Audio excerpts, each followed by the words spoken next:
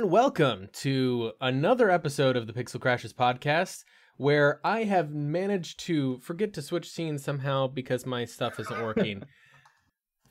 I'm Angelus de Mortiel. I'm in the chat defending our pro stream, and you do this shit. you got called out. That's what's going on. I'm Angelus de Mortiel. Kev gets called out for being a peasant and an amateur. Xaiphen's also here. Yeah, but who cares? I am glorious. That occasionally does happen. Even if Mort hasn't updated the overlays, I am glorious. Anyway, so this is a podcast where we chat about some gaming news. Usually involves at least we guarantee at least 10 minutes of Kev and I arguing about pedantics. That's usually the way it goes. That's in our contracts, by the way. You know, contracts we didn't sign. They actually brought me here to be the antagonist. I'm the fucking I'm not getting paid for this. You're not. We are.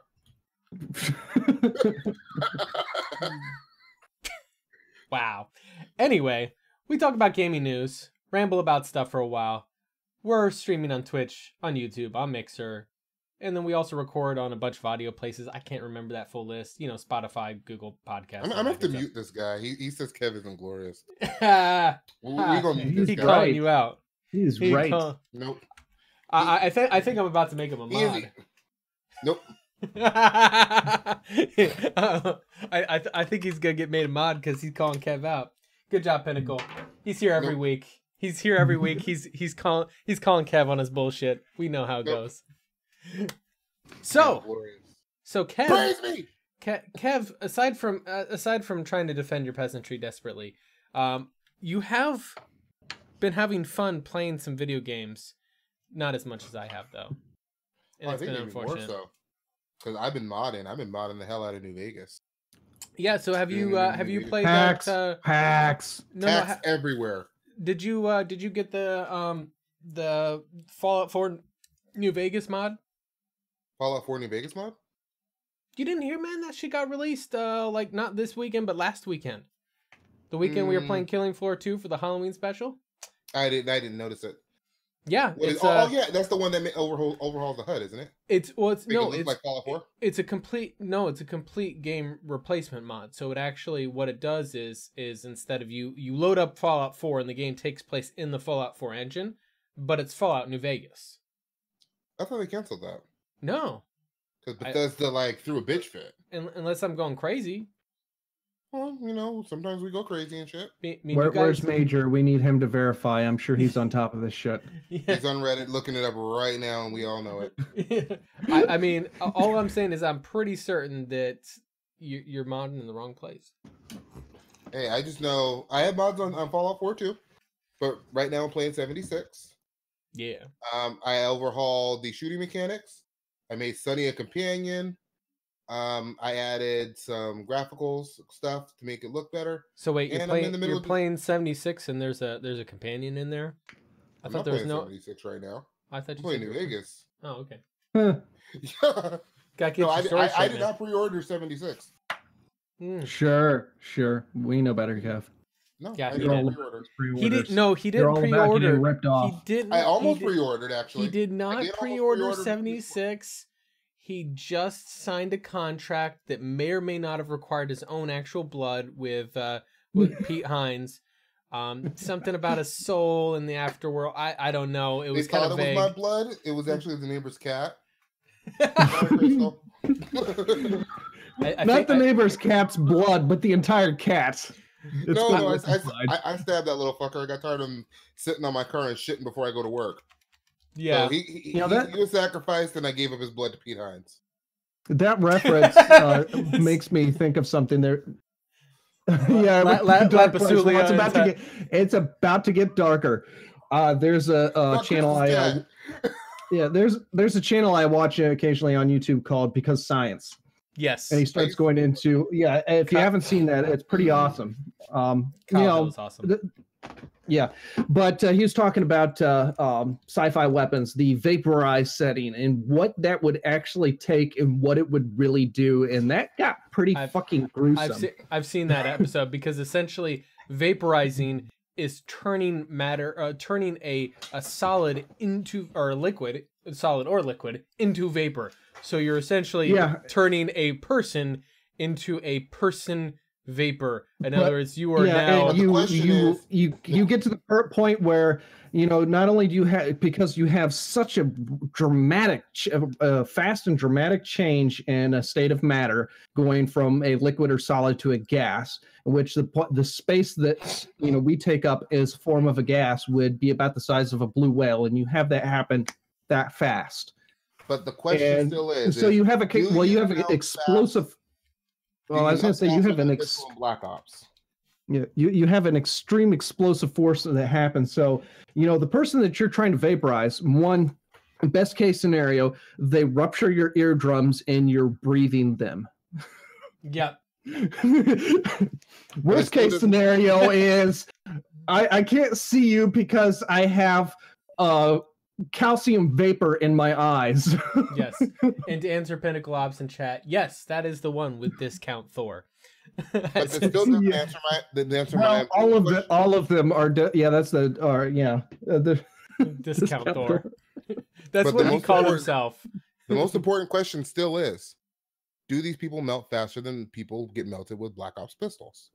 Yes.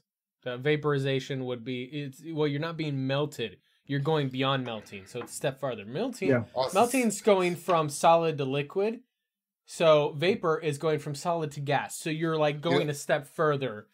And okay, fine. I can find COD snipers. Which is going to kill you faster? A COD sniper or phasers? TJ Laser kill pretty quick. TJ Laser, masters of lasers and phasers. On PC and they have a sniper and you're just insta dead. So. It's true. So in any case, facts. Did you? So you didn't get a chance to play that Fallout 76 goodness? I wouldn't have anyway. It would have deleted its copy off my PC. That's where I was going with that. It's going to delete itself off of your PC because what is a Bethesda game without some great bugs, everyone? And this bug just happens to delete your computer. Okay, deletes itself. It's like I'm just gonna go with what the community says, and I'm just gonna delete myself. Like, because apparently I'm that bad of a game that I must delete myself. Like the Reddit meme. Whenever someone posts something that's like a shit post, and everybody posts the delete this memes afterwards. That Fallout 76 read that and it was like, okay. I think it was watching all the episodes of Inspector Gadget. They got one of those holotapes, and now it'll self-destruct. This game will self-destruct in 5 seconds. Was that Mission Impossible? Or was that Get Smart? Or was that both? No, that was Inspector Gadget. That's the first time I saw it. But that was my childhood. I wasn't watching Mission Impossible at like 3 years old. Well, I think that was a Mission Impossible that did that originally. The message will self-destruct, that's Mission Impossible. Yeah, but the thing is, Inspector Gadget was kind of spoofed off of that whole type of thing. It was a spoof off Get Smart. Both Get Smart and Inspector Gadget were spoof off of Mission Impossible. Yeah, which arguably, I don't know, I think they might have been a little bit better, mainly because they don't have Tom Cruise. There's a the Tom Cruise shots, I just watched Oblivion yesterday. Like, that's one of those things. Like, I can say I don't dislike Tom Cruise, but I don't like him. But I do like a lot of movies he's in, so that's suspicious. Speaking of Oblivion, I'm taking it back. I know from Mort's love of Morrowind, but I've never seen you actually mention Oblivion. So is there a reason for that? No, I actually have. I'm actually pretty outspoken. So how I kind of rate is, I have a certain nostalgic, an unfair biased nostalgic feeling for Morrowind, when in reality the game is not as it's not as fun to play for me anymore, because I load up the game, I get the intro title, and I fall asleep because I put 3,000 hours into Morrowind, and it's literally at this point a sleeping aid. But I think, and there was plenty of problems with all of them, including Oblivion. But where I kind of saw Oblivion is Oblivion. It had the environmental storytelling that I loved from Morrowind, and also had a lot better kind of game mechanics, and you felt it was a bit more actiony, kind of like Skyrim. The problem I had with Skyrim is any super secret cool place that you go to had some kind of quest tied to it that would walk you there and like hold your hand the whole time. Yeah, there's no randomly finding shit and you start like the stories. I loved them. And unfortunately, I did not get into Oblivion, so I don't know these firsthand experience. But you just start reading like some of the journals, and there's like, what the fuck happened here? Well, yeah, the thing is that you pretty much, unfortunately, like Skyrim, like you go into like some dungeon or whatever, and it's like, oh, you find a journal from a guy, and it's like, oh, we moved into this dungeon to escape whatever, like law enforcement looking for us. This is a perfect place. This is nice and safe, and no one is here, and no one's coming here. Oh, one of the guys here, said something weird was happening. I don't know what's going on.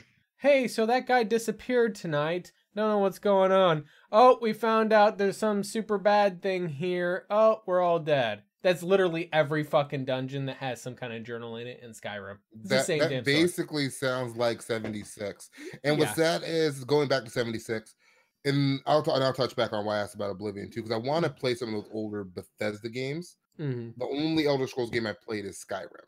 Yeah. But going back to 76, which is the topic here, I'm hoping for some actual really good storytelling here. I like what I saw with 76 gameplay wise, and giving it the benefit of the doubt there, because I think it looks fun. Mm-hmm. But my concern is how we're going to do the storytelling. How is the environmental storytelling? I don't mind holotapes. I don't really want to sit back and read all of the posts and the monitors. I don't do that when I play any other Fallout game either, really. But I want to be enriched in the Fallout world again. Yeah. I can understand. Like, the thing is that I can... the concern that I have, my main concern with Fallout 76 is the whole, like, no NPCs thing, which I'm like, but why? I think that's a lot of people's, and I'm open to seeing, okay, what are they doing different? Yeah. Like, if they're not doing NPCs, and especially because they know people love the NPCs and they love the companions and everything, and a lot of that is what makes modern Fallout, how are you making this game different? Yeah. That and that's something we'll see. The jokes aside of, like, Bug 76, as I put it. Bug 76 is... Yeah, he completely... I had a clever title, he completely obliterated it. Yeah, because I was trying to fit... Your title was way too long, that's why. It wouldn't have fit. So I had to abbreviate Bug 76.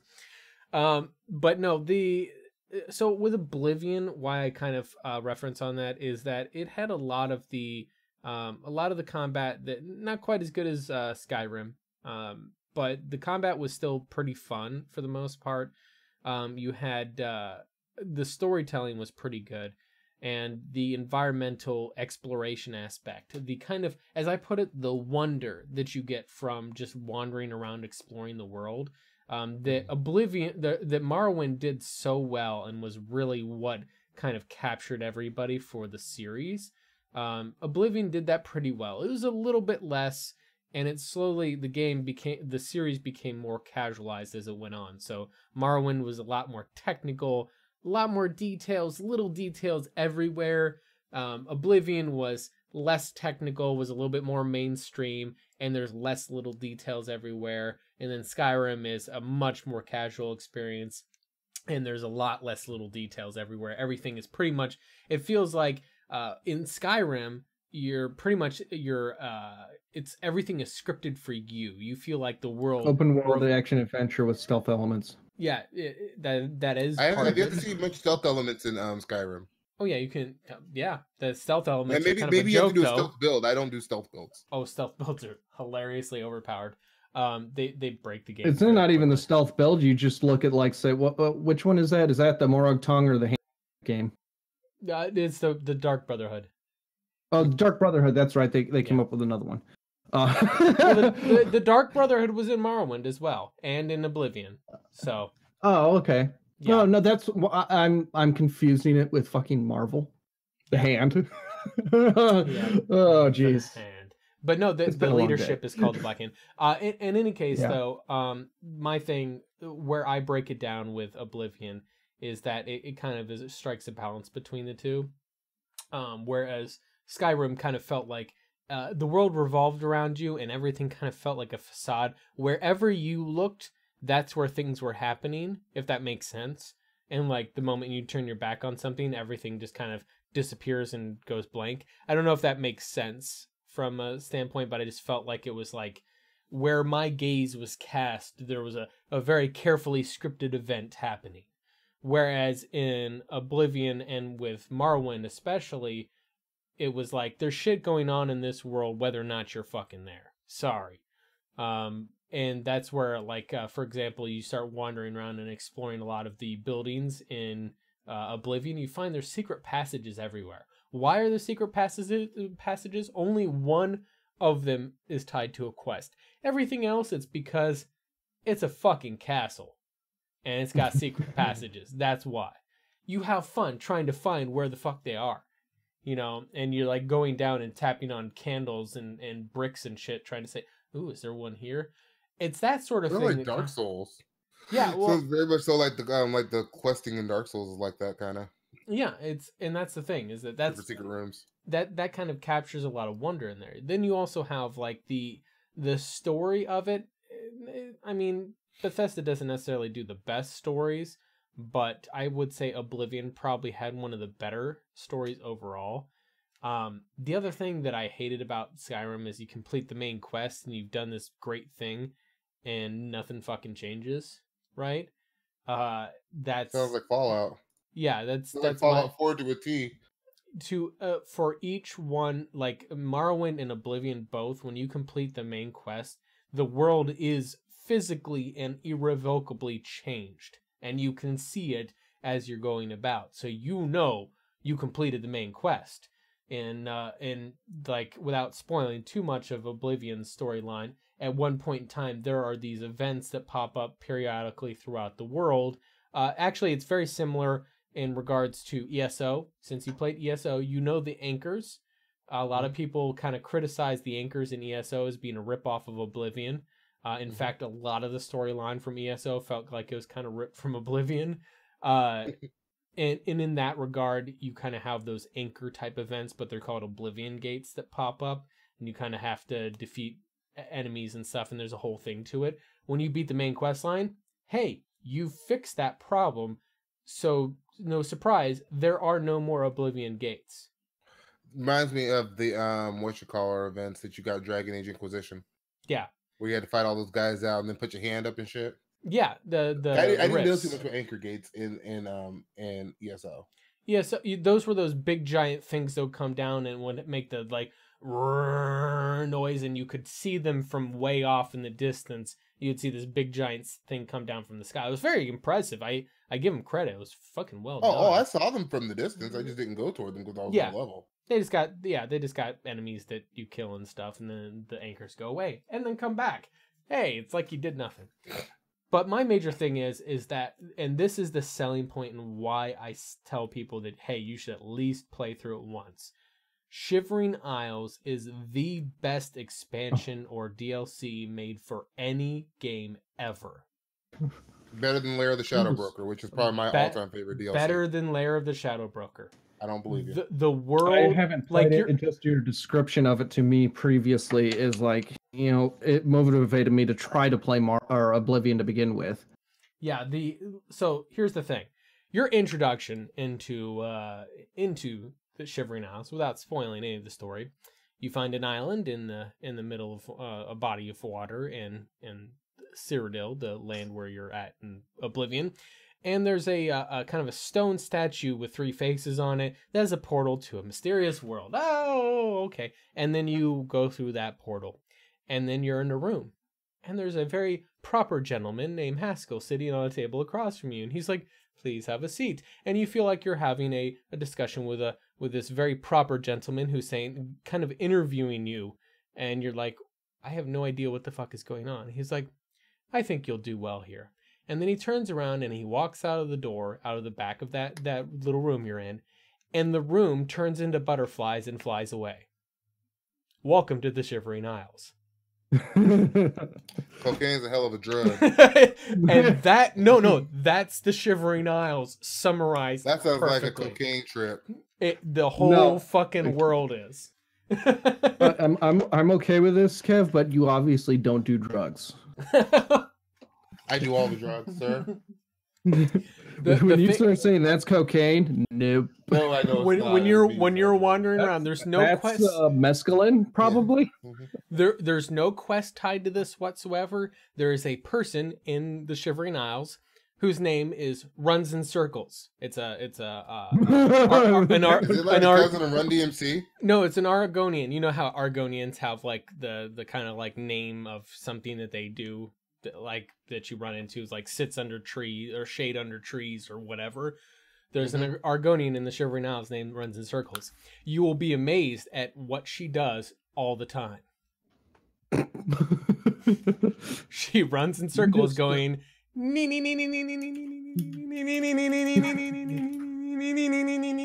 yeah, complete with Doppler effect. Yeah, that is literally that's you're standing in one place as she's running around, and fortunately enough, the stereo effect works very well in that game. So yes, you get that nice Doppler effect as she's running in circles. That, like I said, the Shivering Isles is one of the best made expansions for any game I've ever played, and that includes Lair of the Shadow Broker.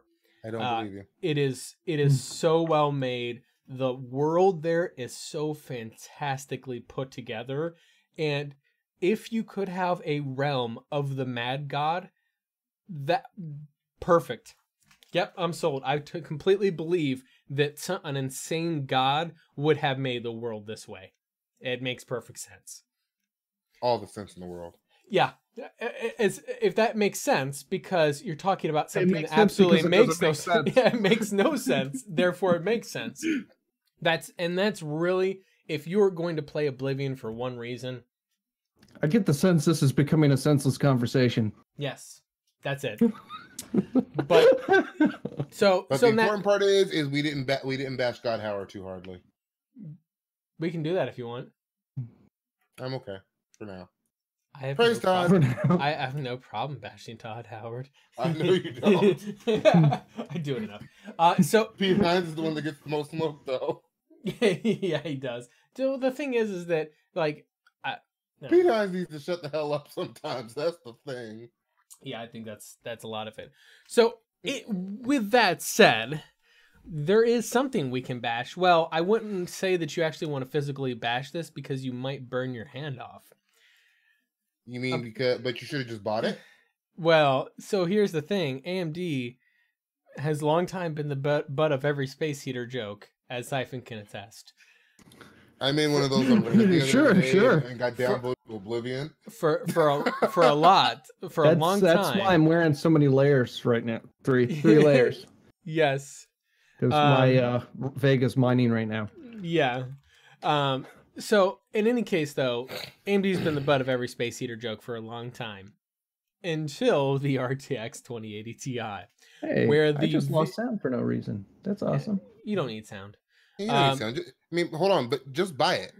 Yeah. Just buy it because you don't need a space heater. Just buy it. That GDDR6 is so fast. It is awesome. I mean, it is so fast. It's on fire. No, really, it's on fucking fire. I need some more GTA 5 mods. I don't know if they can do it as clever as they did with the Samsung phones, but then we need to make that to the 2080 Ti. What you do is you go in the son's room and just turn on the computer and it blows up. No, you have a GTX 2080 Ti on a stick, and it's just on fire every time you hit somebody, and it catches them on fire. That's the GTA 5 mod. Xaiphen's just like, screw these convenient earbuds. I'm gonna put on these nice headphones, and then I'll be able to hear everything. All right, now I can hear you guys again. For everybody listening to the podcast, Xaiphen has technical issues with his earbuds, and then we make jokes about him when he can't hear us. That wasn't actually the earbuds. That was a computer crash. Oh, nice. Okay. So in any case, that was a smooth switch over nonetheless. In any case, though, so there have been reports to say the actual news story.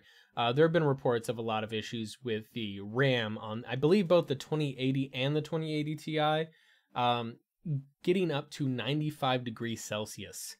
Woo! Which is, needless to say, exceptional. That is exceptional levels of holy shit, this thing is cooking. I think that is because that's getting close to the point of actually boiling. And needless to say, even if you can let your card cool down and it functions again, the way that electronic components work is the hotter it gets and the longer it stays that heat, the quicker its lifespan goes, right? So even if you keep your card working and maybe they put out a firmware update or something to fix it, just by it cooking up to 95 degrees Celsius for, 15, 20 minutes or something like that, you've probably taken at least a year off the lifespan of your graphics card. Your $1,200 graphics card. Yeah. But I'd like to thank everybody out there for beta testing the new graphics card for us. I still plan on keeping my 1080, thank you. Hey, my 1080 works great on this glorious 4K or 1440p monitor. 4K. My Vega is working great on this 1080p 60 hertz monitor. The embarrassing part was that at first consoles are better than you. At first, I had it plugged. So this is a little bit of an older monitor, so it doesn't have fancy HDMI 2.0 on it. So at first, I plugged it in on an HDMI cable, and it's like, I can only run at 30 hertz. Sorry, buddy. And I'm like, consoles are better than you too. Yeah. So in any case, I do want to take a moment on here making fun of the RTX 2080 Ti. We'll take a step back from that. We haven't actually got a chance really yet to talk more in depth about my continuing experience with Project Stream.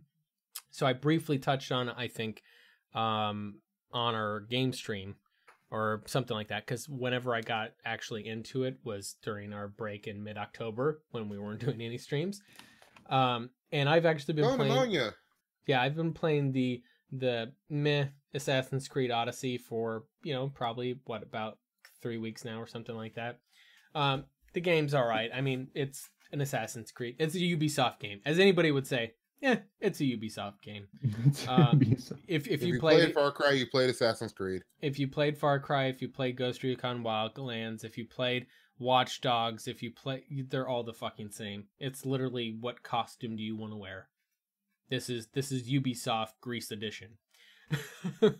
It's Ubisoft. Go here, kill bad guys, get XP, repeat. Yep. I will say, go here for content. On a small note, I will say that it still has all of that, and it is still very much a Ubisoft game. So it doesn't get a huge amount of leeway from me. I will say that some of the side quests here are done decently. They're almost to Witcher grade side quests, which I can say is actually pretty impressive, all things considered. You're saying Ubisoft is getting to the Witcher levels? No, not yet. It is stepping towards that with their side quest quality. Like, I had a quest where I went to the island of Crete, and some guy was saying I needed to complete the pre-trials to fight the Minotaur, the mythical Minotaur beast, and went through some really kind of shady sounding, almost like they're just trying to get my money rather than actually having me do these kind of benign trials that made no sense. Get to the end and find out, oh yeah, there is no Minotaur. It was all a scam all along.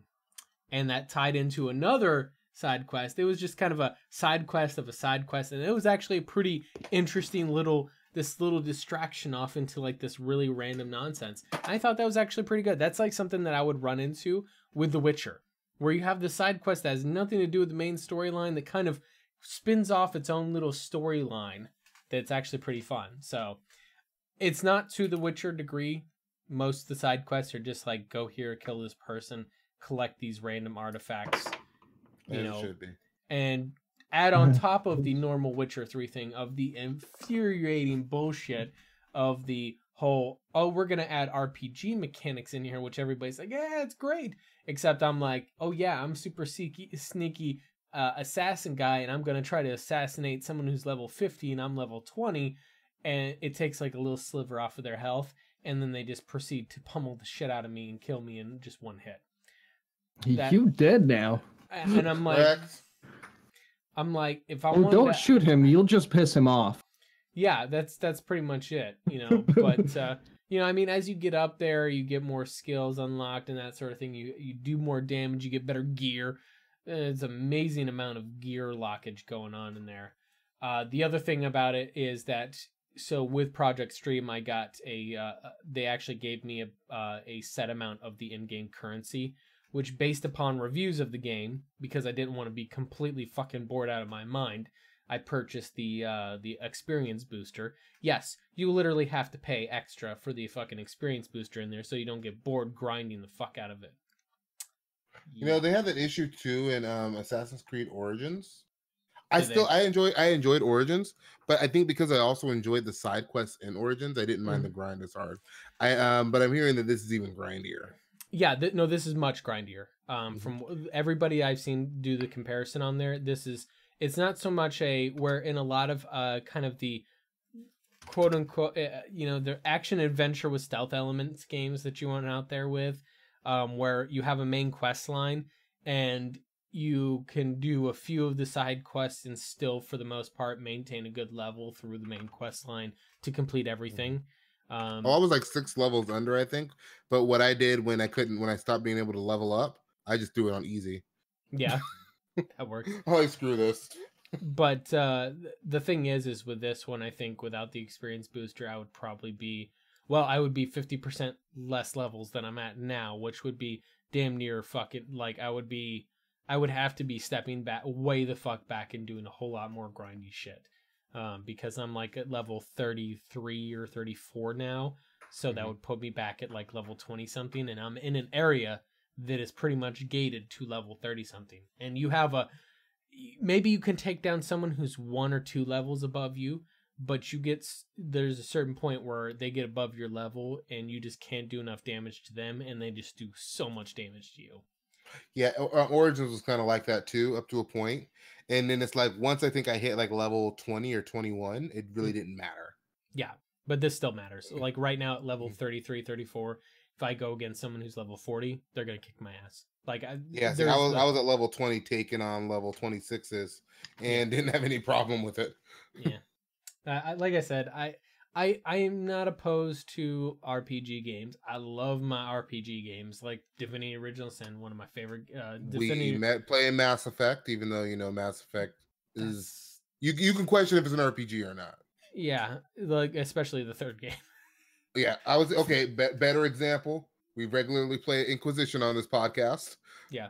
And again, Inquisition, questionable if that's not a third-person action-adventure game with stealth elements. It's from EA, but I'm trying to I'm trying to get us clout. You know where this is going. It's a third-person action-adventure game with stealth elements. You played Divinity Original Sin 2. Yes, and that is 100% an RPG. That is the RPG in its purest form. And I was enjoying Pillars of Eternity. I just wish it had more voice acting. Also, that's a kind of an action RPG, but it's not an action adventure game. There's a big fucking difference. Mm-hmm.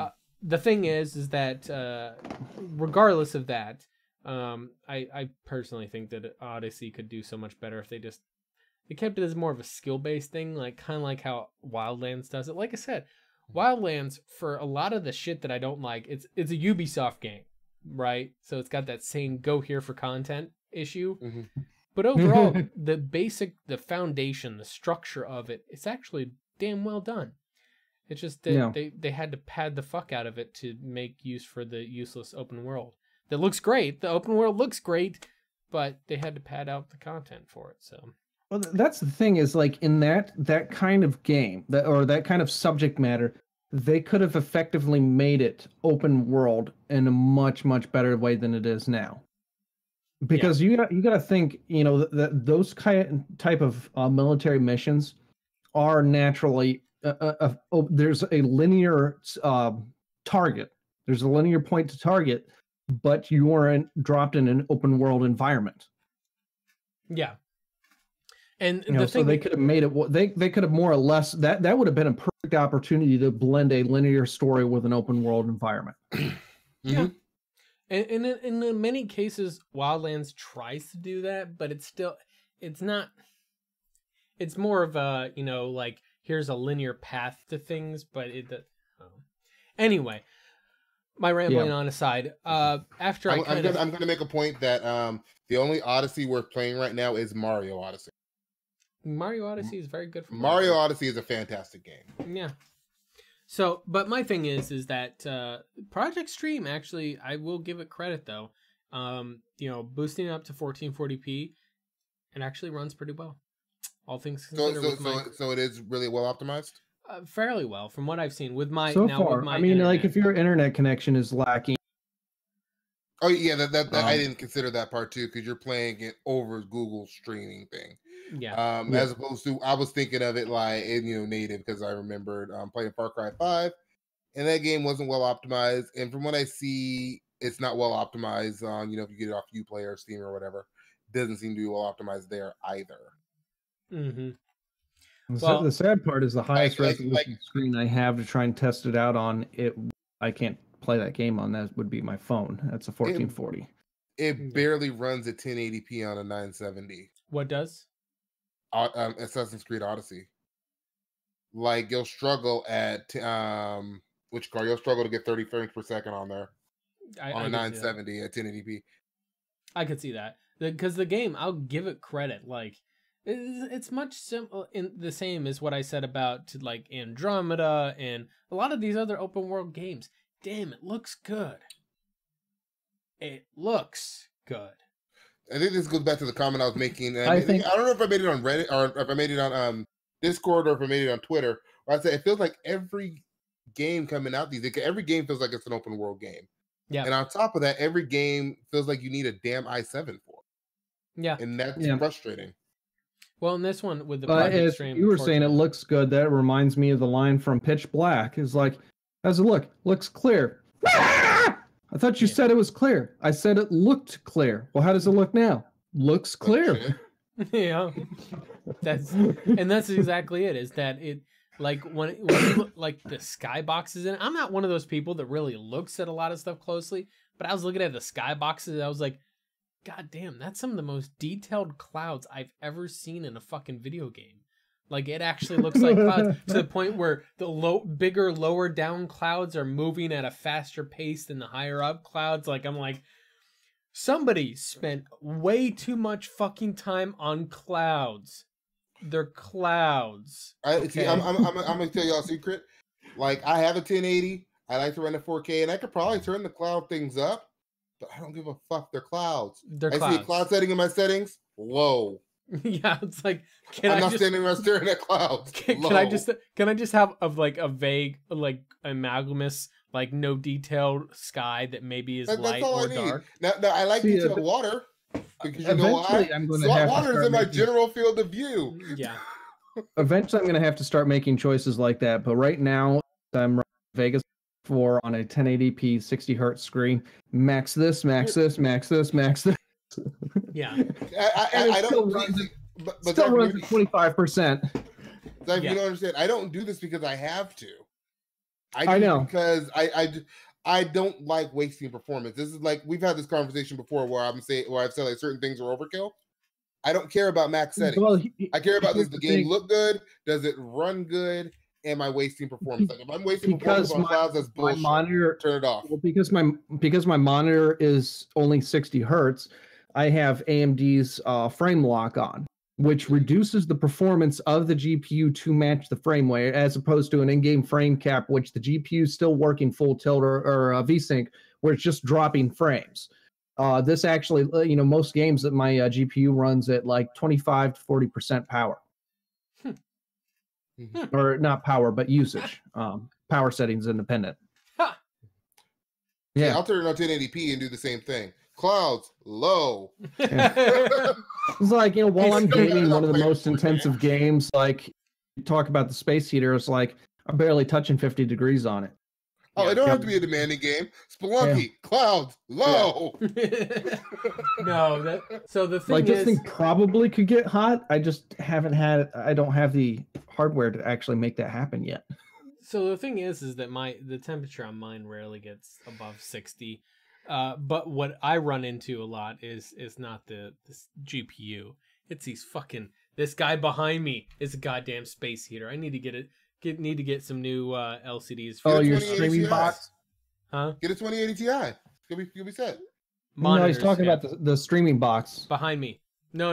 Yeah, the streaming machine he has. Okay, throw a 2080 Ti in there, you'll be fine. I'm not talking about the PCs. I'm talking about the fucking monitors.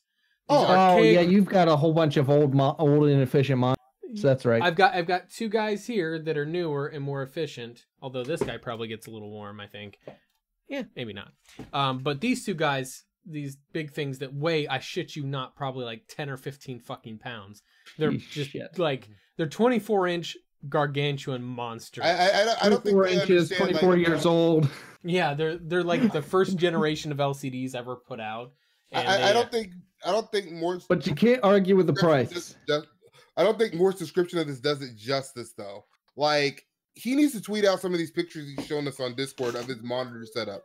This dude's monitor setup is insane. Like, you guys can probably see there how thick this is. It's a flat screen. This is my hand right next to this, right? That's like half of my fucking hand in width.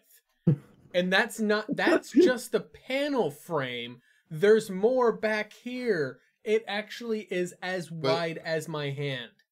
But is it a square? Is the monitor a square? No. It's 1920 by 1200. Okay. Yeah. So, but in any case, God, I can just feel this. I can feel the warmth here. It's a space heater. But yeah, in any case, though, point is that Project Stream actually runs pretty good at 1440p. Just going off my space heaters because digression. We are masters of it. I am trying to avoid that because I can feel that heat. In any case, though, I just wanted to point that out, like, because my first, I think the only comment I made of it thus far was more along the lines of this runs like crap, and I kind of wanted to adjust that was actually a user error, and I adjusted some settings, plugged in to Ethernet, and then it worked a lot better, and it actually works pretty well even on 1440p, 4K. The important part is that you admitted it was user error. Oh yeah. I encountered the issue exists between keyboard and chair. I run into enough user error. Getting out of full screen, that hold escape to exit full screen was not working for me. Like I had to, Alt Tab wouldn't work. I could not get out of the fucking game a couple of different times. I had to, and Control Shift Escape, just directly going to Task Manager. That didn't work. I had to Control Alt Delete, then bring up Task Manager, then kill that fucking the Chrome app. Yeah, it was a pain in the ass for me. After like a couple of failures on that, there's a couple of successes too. Hey, it's even worse if you play a game like 76, because apparently 76 does not work in borderless windowed mode like at all. Like tanks your frame rate. Well, and just like no, actually, I'm talking about Project Stream. Oh no, yeah, but I think it's worse on Fallout because it's a native game. Well, here's the like, thing. You get it with Project Stream. Yeah, but you can Alt Tab native get out of DirectX. Yeah, but if you Alt Tab in Fallout 4, and I'm assuming that the issue is actually carried over from Fallout 4, where they had to get a mod to actually make it so you can use which car? You can actually use the borderless window. It will crash the game, and then you will have to go to the Task Manager. Well, thank you, Bethesda. Natively, the game has windowed mode, right?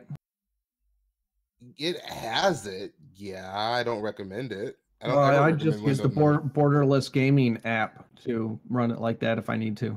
Yeah, the thing is that the Project Stream does force full screen and gives you no options on it. In order to get out of the game, you can't Alt Tab. You have to hold Escape to exit, or apparently in Xaiphen's case, he can't even do that. So that was only 3 different occasions out of 5 closures. Out of 5 times trying to exit the game, 3 times I could not hold Escape to get out. Peasantry. But yeah, so that is only a 40% success rate on getting out of the fucking game. But because I'm the master of smooth segues tonight, and we're over halfway through the stream, I figured I did want to turn our attention to the star of the show. Star is a subjective term. But doesn't everyone have a phone? We're going to talk about BlizzCon. I couldn't believe he said that shit. Kev, could you tell us about BlizzCon, please? So, I'm the resident Diablo player here. I loved Diablo 2. I didn't touch the original. I like Diablo 3, but I wish it had some improvements. And the general consensus is that from the community is either the game is complete trash, or it just needs some improvements, or just go play Path of Exiles. I haven't played Path of Exiles, but I'm hearing from the community, just play Path of Exiles. Actually, I downloaded it today after this bullshit. But so they released a new Diablo game, or they're releasing a new Diablo game. It's a mobile game called Diablo Immortal, which essentially contains the majority of the fixes everybody asked for Diablo 3, and is basically a clone, watered down version of Diablo 3 for mobile that will not come to PC or console. And as you imagine, when the community actually came out and said that during the Q&A, somebody asked, and this is my favorite one, is this an out of season April Fool's joke? And they kind of like, what? Like, what's wrong with you guys? Don't you guys have phones? Like, that's not the point. They got booed when somebody else asked, is it coming to PC? Or they asked, well, what to PC? Blizzard said no and got booed. It's like, and that's where it comes from. If you look at the link I posted in the chat, that's actually reference to that comment with it. Like, you don't like anal? Doesn't everyone have an ass? I'm sure Activision is going to teach you how to take it in a minute. So it's like, oh wow. Okay, so then we got the Diablo stuff, but how about that Warcraft though? I saw the Warcraft 3 remaster first. Warcraft 3 is probably my favorite RTS that I've ever played. It doesn't play as well as I'd like on modern systems, and it looks dated. So I haven't touched it in years. Mm-hmm. So I was excited when I saw they were going to remake it, give it the whole 4K treatment, remaster for PC. I was hyped about that. And then about an hour later, the whole Diablo shit came. Yeah. So now I'm like, and the price is good too. It's like $20. So I'm like, that's a good price for a great game. I'd happily support that. They're completely modernizing it, bringing all the features that they had in the old one, plus some new modern stuff. And now I don't know that I really want to support Blizzard if they're going to shit on Diablo this way. My favorite Blizzard IP. So I will throw out there, EA did the exact opposite. They took Command and Conquer to mobile. So there's a fun one for you. So I was thinking maybe they learned from, but I don't think they learned that well. But EA doesn't have an ARPG, so who knows? Yeah, they really don't know. They took Command and Conquer mobile and got the same reaction. Oh, I'm sure Mass Effect Mobile will come back. They did that, yeah. Mass Effect. I'm saying it'll come back. Dragon Age Mobile. That game was anyway. Yeah, actually, that's what I heard that game was actually pretty decent. It was all right. I mean, it was a 2012 mobile game, which, like I said, mobile games have come a long way in the past 5 years, 6 years. Right. My problem with mobile games is that I hate the control. Like, if I could get a mobile game that controlled well, I think a lot of them actually look okay. If they get the monetization right and the controls right, I play more. The ones that I mostly play you could always use this controller. Oh.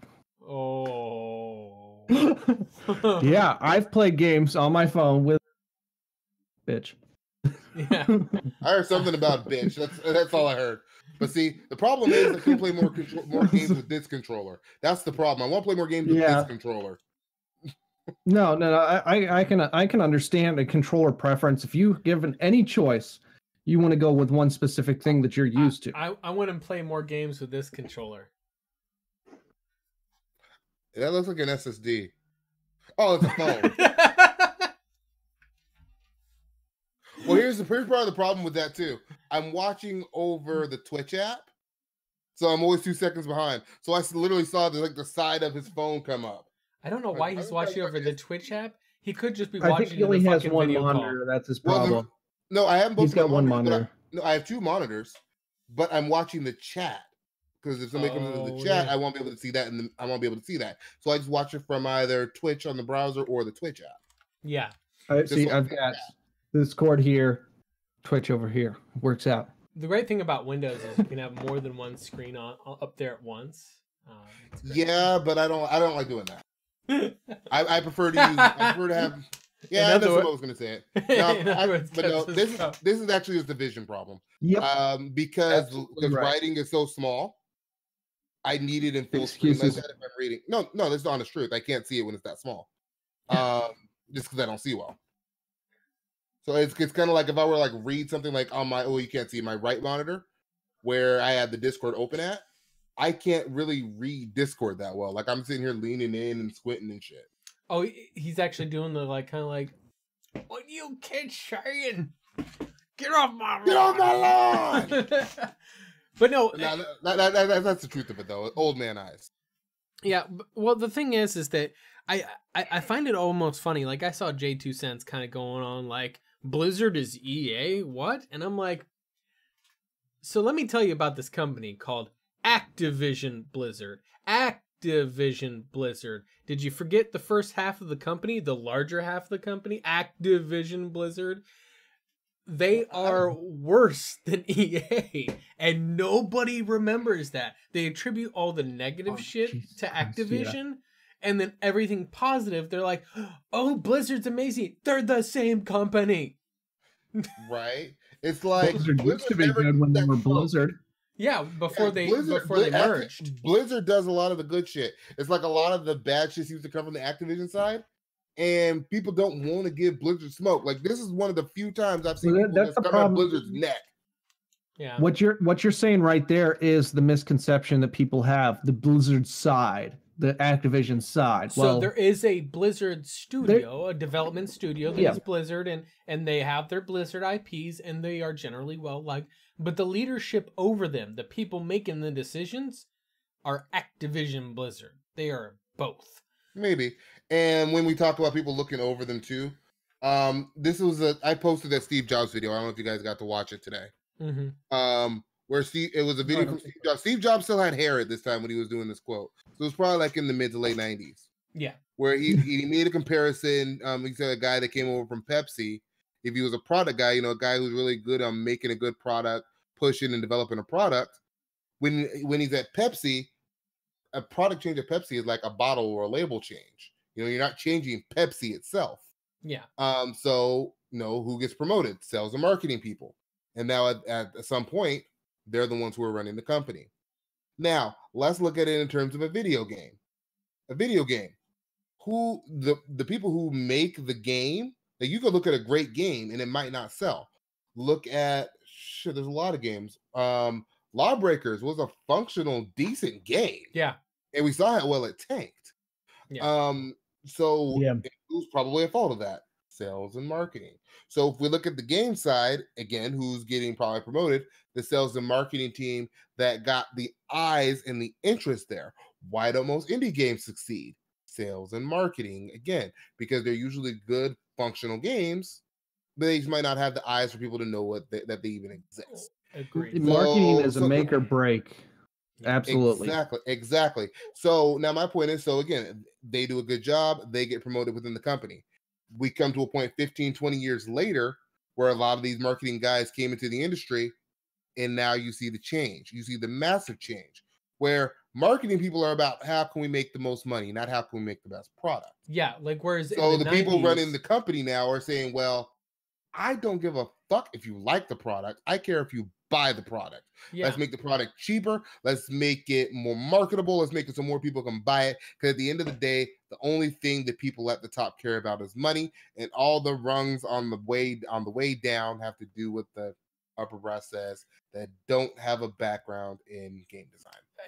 And that's the problem. Truth. The thing is actually I look at it as Bethesda is a prime example of that, right? So Bethesda was started by Chris Weaver, who was a game designer. He liked making games, right? Back in the this is a lot of game companies, by the way. It's the same thing with BioWare. BioWare has a very eerily similar story to this, right? Started by yeah, but they wanted to do game design. They wanted to make fucking games. Bethesda, you know, and essentially Chris Weaver, to help with the business aspect of it, partnered with a few lawyer types and legals and sales and marketing guys and, you know, people to help make it a business. 5-6 years later, after the success of Morrowind, like after Morrowind lit the world on fire and became this world record-breaking success, guess who gets muscled out of the company? Chris Weaver. Chris Weaver. So now who runs? Who's at the tippity top of Bethesda corporate? You know, Mr. Howard. Yeah, you get all these guys who are salesmen and lawyers and guys that they don't. I mean, yes, they care about games in the sense that it is in their industry, but they can sell anything. Yeah, they sell Campbell's soup. Well, that's the thing, is their passion is for the sales, not for the game. Exactly. And the problem is that that's how all of these game companies are being run now. Yep. And we have these guys who probably really want to make amazing games, but I have to think about it. This is like this is my job, your job, any job. I might not like the product I'm selling or the product I have to make, but I got to keep a roof over my head. I got to keep the lights on. I got to keep my kids fed, clothes on my back. So I got to make a choice. Yep. Make this game that I really don't give a shit about or don't care about. And that's part of the problem. The passion is gone. Or do what they say. Now I'm going to roll that into, there's a studio / publisher that is currently has that passion from bottom to top. They have one game out there, right? Yep. Digital Extremes. I would say that about a lot of these indies in general. Actually, yeah, a lot of indies. You look at Larry and Tripwire. Yeah, a lot of indies, but that is like they're making it very successful. Yeah. Well, I would say there's another one. Very much so one of the most. There's others. CD Projekt. Yes. That's where I was going next. CD Projekt Red is a bot. The problem is that CD Projekt Red almost skews a little bit too far to the other end of it, where they're good at marketing. That's not what I'm meaning is that they have these people that are so like at the top who are so passionate about the game that I think that sometimes rules some other more logical senses, which is why a lot of people accuse CD Projekt Red of having a very bad workplace, of people working super long hours and having that infamous crunch time. Is this the same with Red Dead Redemption kind of thing? I don't know. There was a story out a couple weeks ago. Devs that were doing Red Dead Redemption were accused, or Rockstar was accused of making developers work 100-hour work weeks against their will. The few of the devs came back and said, no, most people here only work 40-hour work weeks. Here's our documentation of that. The people who chose to work over, maybe work 60 hours or something, did it by choice. Well, that's something like a thing about Digital Extremes. Like, I can't remember his name right now. The guy, his motto on there, yes, Sinclair. He's like, you know what? It's not finished.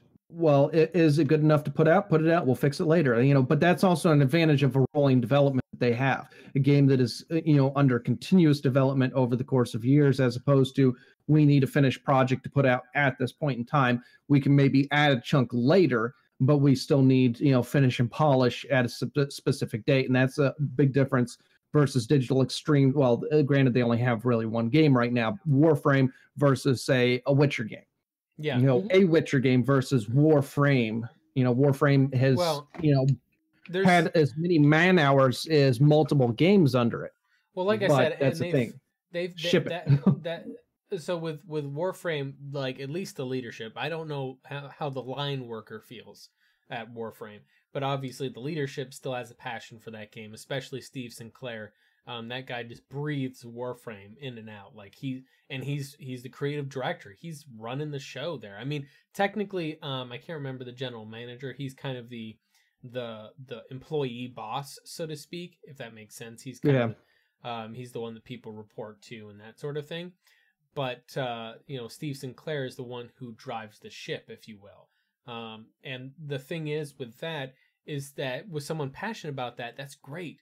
But sometimes that can run you into issues with he's blind to some other things. So can we? I want to go let you finish. I want to give Warframe some props too, as much as I don't give Warframe props. When we talk about games as a service in this industry, and many of us talk about it in such a negative light, I think we should acknowledge one of the games that got it right, and that is Warframe. Mm-hmm. Yeah, they've had their errors, but overall they've done a good job with it. Yeah. I'm not crazy about the game, but as Moore was going to point out some of the errors that they've run into. Well, I mean, like, for example, I think that a lot of the way that they've been successful is they've kind of had a shotgun approach to monetization. They just literally throw everything against the wall and see what sticks. Well, by now, after 6 years, they have, I guarantee you, they have metrics and numbers that show, hey, these things are more successful. And you know what? I think we know what they are too, because that's where they're putting their efforts. That's those deluxe skins. That's new weapons, new warframes. That sort of thing is what generates the revenue, right? That's where they put their effort. So all the other shit that you have in there, that's what they should be taking out. The accusation I make, which is to me one of the biggest barriers to entry when I run into new players, is like the warframe and weapon slots, right? You get into the game, you load up the new game. Hey, you can have 2 warframes. You want to have more warframes? Oh, you gotta buy more slots for those warframes. You want more. You start off with 3 weapons, a primary, secondary. Well, what's the right 2 warframes to get? Well, there's no right 2. Well, how many do I have to choose from? 30 and growing. Yeah, and to me that is one of the most egregious and to me predatory monetization pieces that they shotgunned in there, just trying to see what would stick. Right back in the day, they were just throwing stuff in there, see what would stick, and that's kind of more of a, to me, a mobile game type monetization type thing, and it's really predatory. And I think because it's really targeting new players that don't have the means to otherwise get those slots through like prime weapon parts and grinding, that sort of thing. That's really targeting those new players, and I think that's something they could take out, because it's obviously not something that's a huge money earner for them.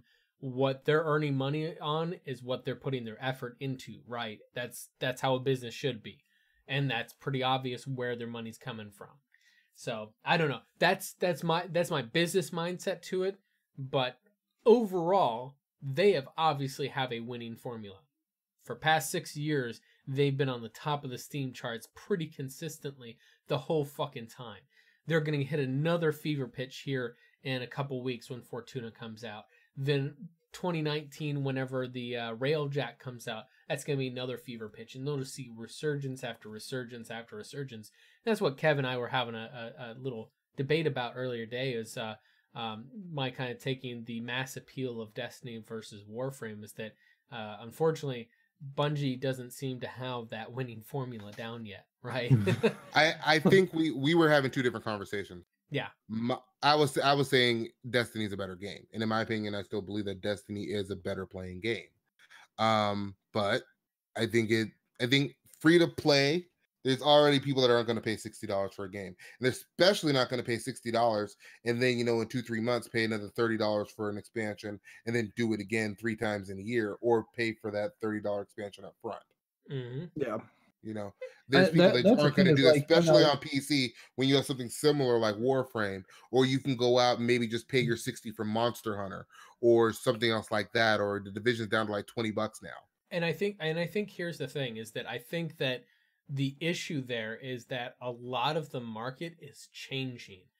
That's that Bungie style with Destiny of releasing a game, then it's a game as a service game, mind you, is that's how they're trying to market it. They're marketing it as a Warframe type game, but they're trying to release it as if it's a single player. No, they're trying to release it like it's a single player experience, like Witcher or something like that.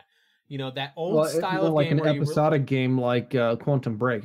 No. It's more like what I'm talking about is like kind of the old style, like Bethesda games or like Witcher or whatever. Oh, okay. $60 base game, $30 expansion, $20 expansion, blah blah blah, whatever. You get the point. That main release and then big chunk story content expansions.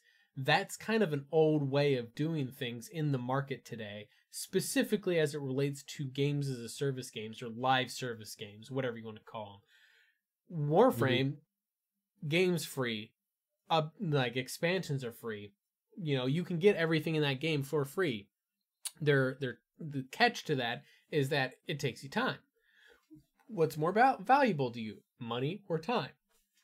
I personally sometimes get annoyed by that because I don't really want to spend a lot of money on games, but I also don't have a lot of time to play these games. So I kind of get in there. Like I'm down for paying like $60 for a game. Like for example, I play Odyssey, right? I'm playing Odyssey. I didn't pay for that one. I get it for free. But if I were to pay $60 for Odyssey, which I wouldn't do, and I'm playing that and I'm enjoying that for couple hundred hours, whatever, and I get expansion packs or whatever, I get to enjoy it at my leisure, right? I can enjoy it at my own pace, play an hour here, whatever.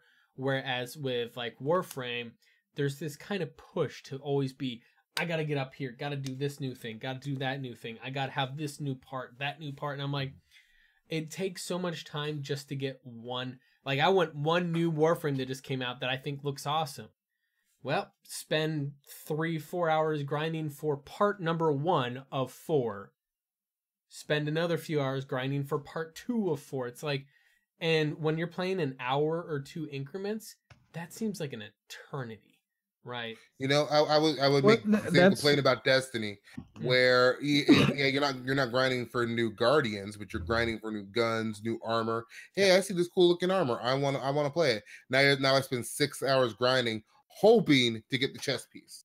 Yep. Or the helmet. Well, and that's the thing is, like, when you get to those games like that where you get to, because like Warframe has a pretty high barrier for entry. Like, you can just, it's a free to play game, so you can get right into it, but to get rolling where you just don't feel like the game is sluggish and slow and you're staying in one spot forever. Once you get past that point, it takes a little bit of time to get past that point. Once you get there, you get some momentum going, it's not too bad. And then you get to like a middle layer where you're doing a lot more exploration. You're finding a lot of shit out about the game. That is the most entertaining point to it. Yeah. Then there is sub-top. Sub-top is where I was, more or less at a top point at one point in time. The collectionist, where like you have to get the next new thing because you've gotten everything in the game. And I was at that for a short little while, and then I backed off. It's like, this is getting too intense. I didn't want to feel that pressure, and I don't right now. I am sub-top, where I've got a lot of shit, and I can collect more stuff as I feel like it. I'm, I think I'm 3-4 Warframes behind what has been released, and I don't care. And I collected a couple in the past month. I'm like, cool. I finally got them. It was I felt no pressure on it though. I backed myself off, so I don't feel that pressure anymore. Yeah. I look at this game as like I've been playing this game for 4 years now, and I'll probably play it for another 4 years, so I will have time to get that shit. Yeah. And a lot That's of a good it, way of looking at it. Even only playing 10 minutes at a time like I do, I will get it eventually. I've got that patience. A lot of the issue that I have is that there is, and right now there's nothing that's super impacting, but as time goes on and they start to release these new game modes like Railjack, I'm looking at most particularly, there becomes content pieces that you have to grind for to get with those. That is not just about Warframes, right? You have to get those, whatever those ships are going to be called that you use in Railjack. And obviously the base one that you're going to get is going to revolve around grinding just to get the entry model ship, which is probably junk. And then you have to have a better one. And that's the kind of part where I like want to hop in and enjoy that new content. Well, here's the thing: is usually an entry level whatever given. Like say when Arcwing came out, the entry level, the base level Arcwing and weaponry for had it. Yeah, that was given to you. Anything better than that, then you had to grind for. Same as like your Orbiter. The entry level list set, which, as it started out, was really not a whole fuck of a lot of anything to begin with anyway. And then they built it up into something. Then they offered alternatives. The interior is the same, but it looks different while you're loading the game. And also there's these airdrop items that are gear items that you can use in the game. And each different type of ship has a different function on the airdrop. And you had to grind to get those other ones. And I haven't unlocked a single one of them. Like 2 out of 3 of the extras, I've gotten 75% of the parts for, and I've had no motivation to get the rest. Well, I just haven't cared. That's kind of how I was with the Plains of Eidolon with getting the Warframe or the Arcwing segment built. Like I think I got like most of the stuff needed for it, but then there's some resource that was kind of well, as I've noticed, like explorative mission running, it's not particularly helpful. Some missions, it actually is non-functional whatsoever. Carrying point A to point B, you drop the item once you put on the Arcwing. However, the most helpful I find it is quick exit once you're done with the mission. You've got a mission that's takes a 20-minute run on it, and you're all the way on the other side of the map, and it's going to take you a few minutes just to get to the extraction on there, or you can drop the Arcwing and get there in like 20 seconds.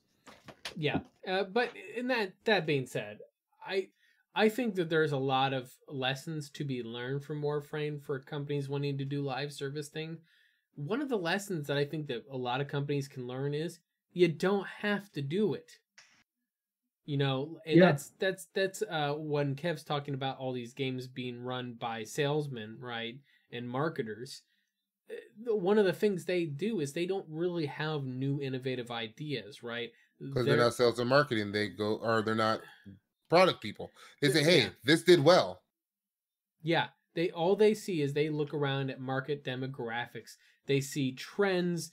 They see what games are working well. Live service games, open world games, the reason why they are so prolific nowadays is, truth be told, aside from your level designers who probably are overworked as shit making those games because they look great, but otherwise, the actual written and developed story content for those games is pretty superficial and scarce. So it's pretty easy to develop new story content within that world that's already been developed within your little sandbox and just toss it out like, hey, here's new content. Mm-hmm. And it doesn't take really a lot of effort. So it's really cost effective. Here's an interesting thing about marketing though.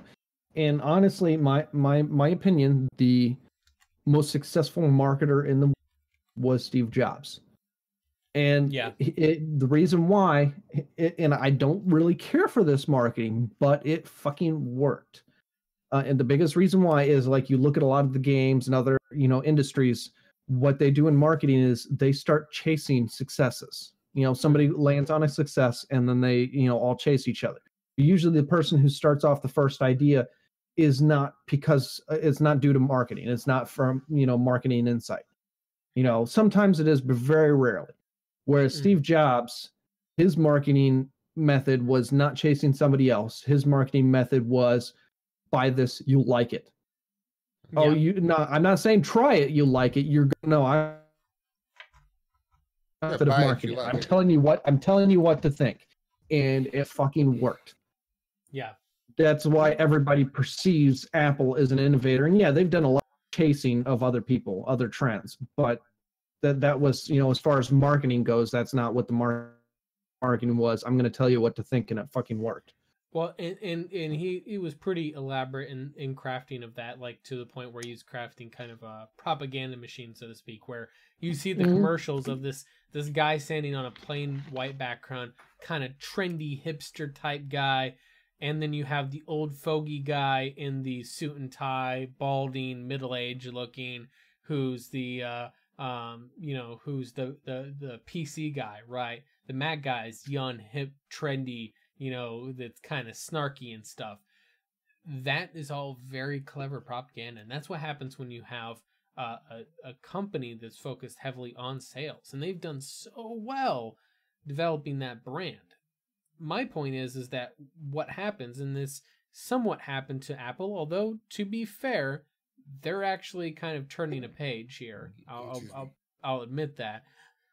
What happened to Apple for a while is that because all you're doing is chasing this product image as opposed to product innovation, is that you run into just doing the same thing over and over again. Steve Jobs thought there was absolutely no reason for a phone to be larger than 3.5 inches.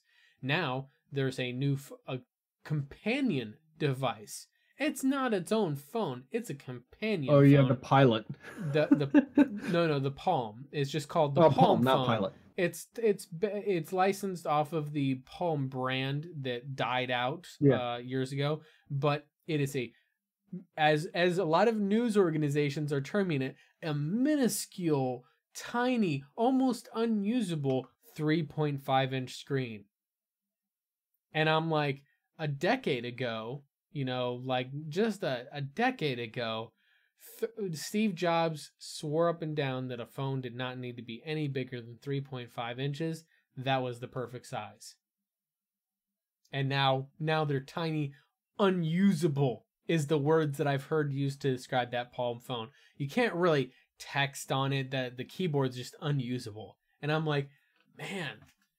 Well, that is something I noticed firsthand going from small phones to large phones. Like, I've had some point in time, and I thought, like, this is okay. And then as I moved up to bigger phones, and I still had the old one, and I go back to it, man, this is fucking pain in the ass. It was easy to adjust to a large phone, difficult to adjust to a smaller phone.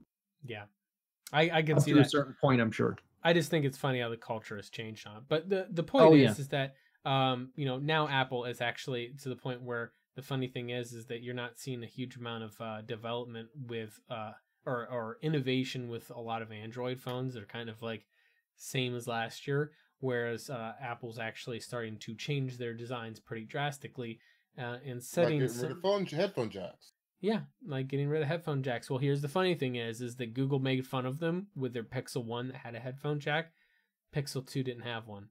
So I'm just going to throw that out there that the Apple set the trend that everybody else followed. Hey, while the what was it, the basic phone or the core phone or whatever was which was an Android phone, was the first phone to have a notch. It was not really like a phone of much significance. Then the iPhone 10 had the notch, and now fucking everybody's using this ugly ass notch on their phone. I hate the notch. Stop it.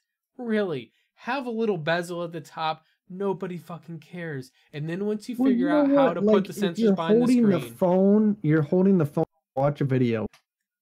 The bezels are helpful. They're fucking handles instead of like constantly hitting back or up the drop downs or shit like that. I mean, wrong way. When I'm holding a phone, I'm not putting my hands here, right? Well, here's the thing: is a lot of times when I'm with one hand, it's not like this. It's like this, and this is why I like the original Pixel. Is like, yeah, the bezels are hideously large on it, but you know what? I'm not accidentally hitting things holding it like this. Yeah, I mean, I don't know. I like the idea of having a full phone screen, like where Samsung's trying to push to get to. That they're really trying to get to that being that first person to have they want to have all the sensors behind the screen, and have somehow allow it to do everything it needs to, but have the screen cover up the sensors. But I don't know. In any case, I think we kind of wandered off in the bushes there. Yeah, we did a lot. My point is that you run, and I think Kev nailed it perfectly there with all these companies being essentially run by business people instead of like having at least some sort of people with game design backgrounds at the head of these companies. I think it really hurts their future, because what happens is that you end up with the same Call of Duty game year after year. For the past how long's it been since Modern Warfare 2? Pretty much almost a decade. Actually, yeah. I think this year was the 10-year anniversary of Modern Warfare 2. Yeah, 2008. Yeah, 2008. So it's literally been 10 years of Modern Warfare 2 games. Like, don't get me wrong. I'd argue Black Ops has its own thing. Excuse me. Different. 10 years of the same Black Ops game. And we did have the jetpack CODs, which are very different. I mean, not in a good way. To some people. I mean, and to be fair, from what I understand, Black Ops 4, they're trying to do something different. And by trying to do something different, I mean, they're trying to mix COD with Rainbow Six Siege. A little bit, yeah. A lot of it. It's there's still COD core there, right? But that sounds really weird. It still feels like COD, but they're adding some elements of it from Rainbow Six and from Overwatch. There's a piece of COD in there. There's it's got a COD piece. Yeah, COD piece. The thing is, though, is that while they're doing that, they're essentially trying to add the hero shooter element in there of having unique powers and stuff like that. They don't realize that's not really what makes Rainbow Six Siege so compelling, especially in the competitive games environment. The thing about it is that it's, having all the elements of Rainbow Six Siege, the destructive environments, the characters with different abilities and powers that kind of do different things, as well as the nature of the gameplay elements of the, having, like trying to infiltrate a building where people are guarding it with destructive walls, destructive environments, and also having that really fast-paced time to kill, but still also have a slower paced environment has created a very, very impressive esports spectacle. And the thing is, COD, they try so many different things every year that they'll never get an esports spectacle because they change the game every year. Well, whereas Rainbow Six Siege has had one game for 3 years. Mm-hmm. There's been no Rainbow Six Siege 2. It's been Rainbow Six Siege Season 3. Right. And well, I say that because I think all of these games want to get into esports because they see the money in esports, but they don't understand why esports is successful. Yeah. Esports is successful because in the respect of it being like a normal sport doesn't change that much from year to year. Yep. You can't re-release and you can't release a new game. The environment and the rules have to be consistent. Exactly. You can't change the game every year and expect to be successful. If you look at the biggest esports games out there, StarCraft 2. StarCraft 2 came out 2004? Something like that. And I think so. Yeah, and it's still on the esports scene. It's not the biggest. I was going to say CS:GO. CS:GO is an updated version of Counter-Strike that came out in 1988. It's not that different. Exactly. Like Counter-Strike Go. That game itself, the Go version of it, Global Offensive, came out, I want to say, 10, 15 years ago. No, it's about 6-7 years. Is it 6? It came out in 2010 or 2012, 2011, somewhere. Oh, okay. But still, point is that that's also an older game. Overwatch now is pushing what, 3 years, 3 years, 3 years, I think. 2.5 years now. 2.5 years. It came out 2016. It came out right before I finished my degree, so about 2016. Yeah, so it's now pushing 2 years now. No Overwatch 2 in sight. They're just updating the same Overwatch game because it's esports. Now, what's funny about this too is if you look at Overwatch and COD, they're essentially the same publisher. They don't get it. Yeah, they're trying to push COD esports, and watch Overwatch esports is so successful. Blizzard has generally been better about esports in general. StarCraft 2 is Blizzard, right? They have they have esports for fucking WoW. There's WoW PvP esports tournaments. And at some point you have to get it. It's because the games don't change that much. Yeah. And it's like the NBA. The NBA, I say it because I'm a big NBA fan. The NBA doesn't change that much year for year. You could say this year because of the free flowing rule now that you can't play defense. But for the most part, it doesn't change that much from year to year. Mm-hmm. I think the only difference is here is that you can't do as much contact. You have to move more with your feet, and the games are scoring higher because. Well, the thing is that I think that with Blizzard, the reason why they've excelled at it is because as a brand, their brand has been more of we have a small number of very specific portfolio items that we continue to support. So you've got StarCraft 2, Diablo 3, Overwatch, Heroes of the Storm. I think, is that it? And you know what's funny? I think COD tried to do that. I think you're right. It's one of those things where they don't want to stop making a game every year. Yeah. So they're trying to support one game for 3 years.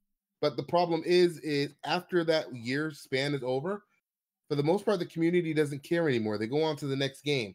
People aren't still playing World War II unless they just don't like Black Ops 4. Yeah. It's the same way people only stayed on Black Ops 3 because they didn't care, because they didn't like Infinite Warfare. Or they just really like Black Ops 3 and World War II was okay. Or they didn't like World War II. Then you go back to the old one. Otherwise, the old one's old news. Nobody's playing Black Ops 3 right now. Yeah. And so it's like, so what? We can have our esport active and successful for. It's going to take at least a year or two just to get it established. Then what? The final year before the next game comes out. Yeah, and that's the thing, is that's where Blizzard kind of does things different. And of course, I'd be reticent if I didn't mention, of course, League of Legends and Dota 2 still have pretty strong esports scenes, and those games are themselves, like, I think 4 or 5 years old. 5, 6. Yeah, I mean, and a lot of these games do. Street Fighter esports. Oh yeah, Street and the fighting like 5. Yeah, Street Fighter don't come up like every 5-6 years. Yeah. Halo esports is doing pretty well. I even hear some good things about Gears 4. Well, the thing is the Halo esports thing, even though they've come out with multiple new games, you go into the multiplayer has stayed pretty much with this. Arena is for the most part the same. It's the same core mechanics. Exactly. And because I'll use Halo, for example, Halo comes out like every 4 years. Yeah. So, and like you said, the arena doesn't change that much. So all they do, they stay on that old one for 4 years. We don't have to worry about these little spin-offs here. And when you go from Halo 4 that came out in 2012 and you go 2015 to Halo 5, it's a full transition. We're not worried about the old games anymore. And now this is the basis of our esports. Again, you can't do that with COD unless you decide, hey, we're going to do Black Ops esports. Now we have Black Ops 3 as the esport. We're not worried about these other two.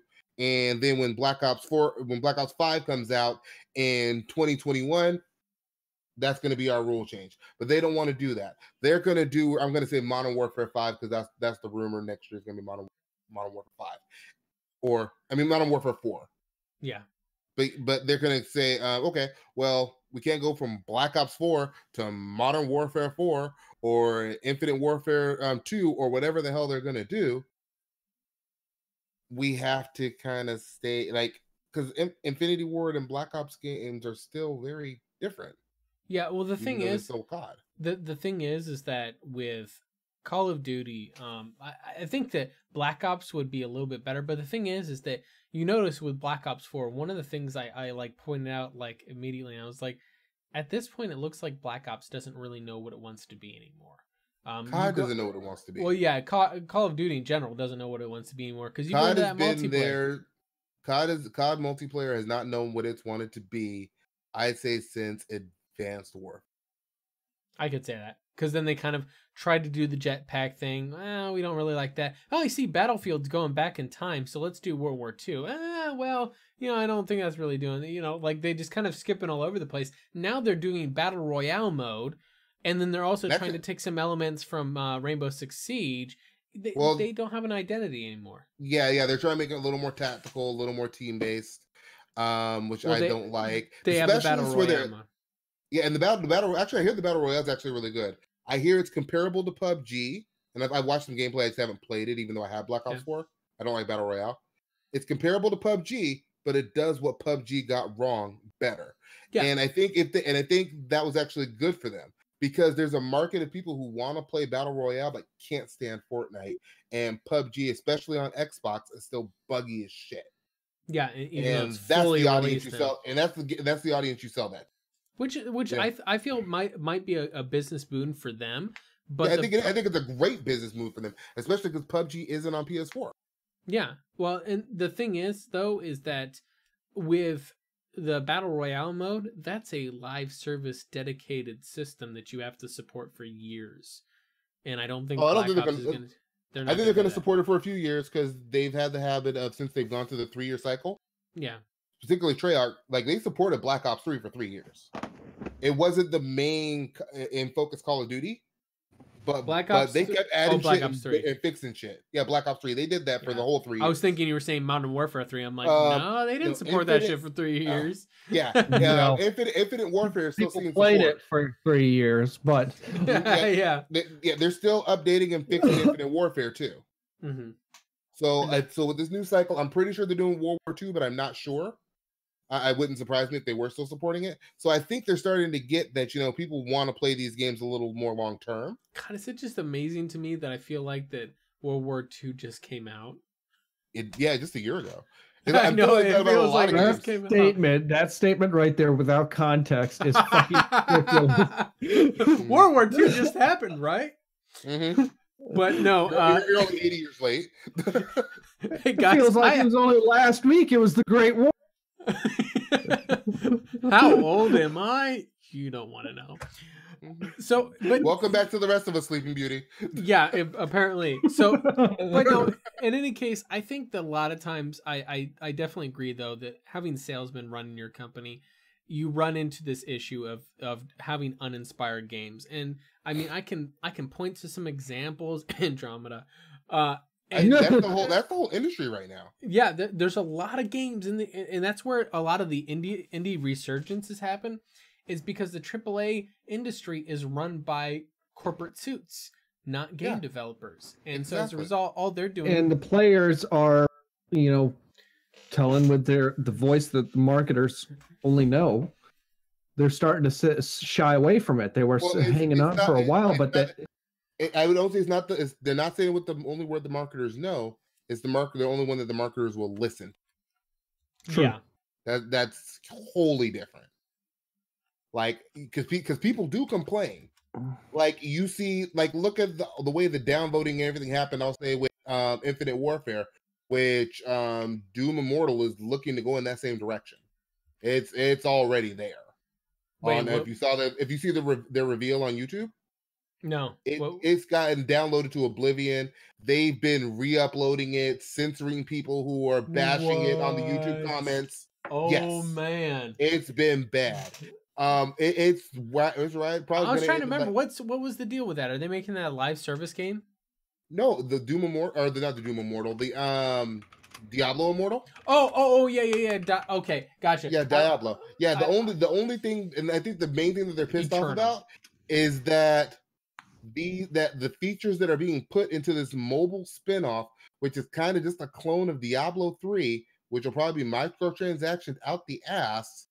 Oh yeah, has all this shit that people wanted in the base Diablo 3 that they've owned and have had for like 6 years and got ignored for. Yeah. Because the marketing people, the business people, the suit said, why give you what you want? We have your money. Fuck you. And the thing is, I don't necessarily think it's quite that black and white, because in a lot of cases, I think it's that black and white. Well, the thing is that the whole we already got your money, we don't care. That's a kind of a shyster, like a con man approach to it, because they're marketing people. No, marketing people aren't necessarily con artists. So here's follow my logic on here, right? Okay, I follow your logic, because right now I think sales and marketing people are con artists. They got to get your confidence first. Yeah, well, here's the thing: is that one of the things in order to be a good salesman, a person has to build loyalty, right? And in the case of, more or less flipping off your audience, that detracts loyalty. Now, you'll still get some people who are like, that's okay, I'll suck Blizzard's dick anyway. And those people are going to buy no matter what, and those are the people that the salesmen are being filleted by, and that's probably where they are getting the assumption that they can just move on and no one will care. The problem is that will then show later on and reflect in sales, a la Destiny 2, when you piss off your fan base, it fucks your game over and fucks your brand, right? And Destiny 2 is a perfect example of that. But so is Fallout 4. Yeah, so Fallout 4 is still one of the most popular games on Steam, despite the Creation Club. The thing is the Creation Club, I would say actually, to be honest with you, I think that's going to happen no matter what, just because Bethesda has enough fanboys that just straight. That's the reason why Blizzard doesn't. Oh, Blizzard does too. Blizzard has a whole port. Whereas I think Bethesda, Blizzard and Bethesda fanboys might be on par with one another. You know what? I have to agree there, because those are the two that I'm like, they get away with fucking murder all the time. Yes, and I'm like, Bethesda gets away with murder, and I say this as somebody who absolutely loves Fallout. Bethesda gets away with murder. Like, I'm looking at 76, ready to play it, and all of my better logic and judgment is telling me fuck this game. Yeah, but I love Fallout. Because it's very much Fallout 76 is very much a fucking corporate money grab, right? Like, it's painfully obvious that the current market trend is for these kind of Fortnite-esque, like either a battle royale or kind of an open world like player versus player or player cooperative environments, right? It's very much trendy in the market right now. So even beyond that, like people have said it for years. Hey, I want Fallout MMO. They made a Fallout MMO mod in Vegas a few years ago. Yeah. Like people have been saying I want Fallout Online for years. I'm just concerned with the way they're doing it. Yeah. Like, and the thing is, like, how do you, as Bethesda, make it work anyway? Like, yeah. That's what's been my thought when I've looked at it. Like, well, because of what Fallout is, it's really, really hard to make that work. I think it's easier to do that in the Fallout universe than the Elder Scrolls universe, because the Elder Scrolls... I thought the Elder Scrolls universe was right for it. It was right for it. The truth is that Elder Scrolls games have been much more heavy on the power fantasy, the chosen one type of thing. Whereas while Fallout stories tend to have the kind of like your character is someone somewhat special, they're not God mode, right? They're like, like for example, Fallout 4, the character just has some military background, right? Otherwise, they're Fallout not. Fallout 3, it was just a kid.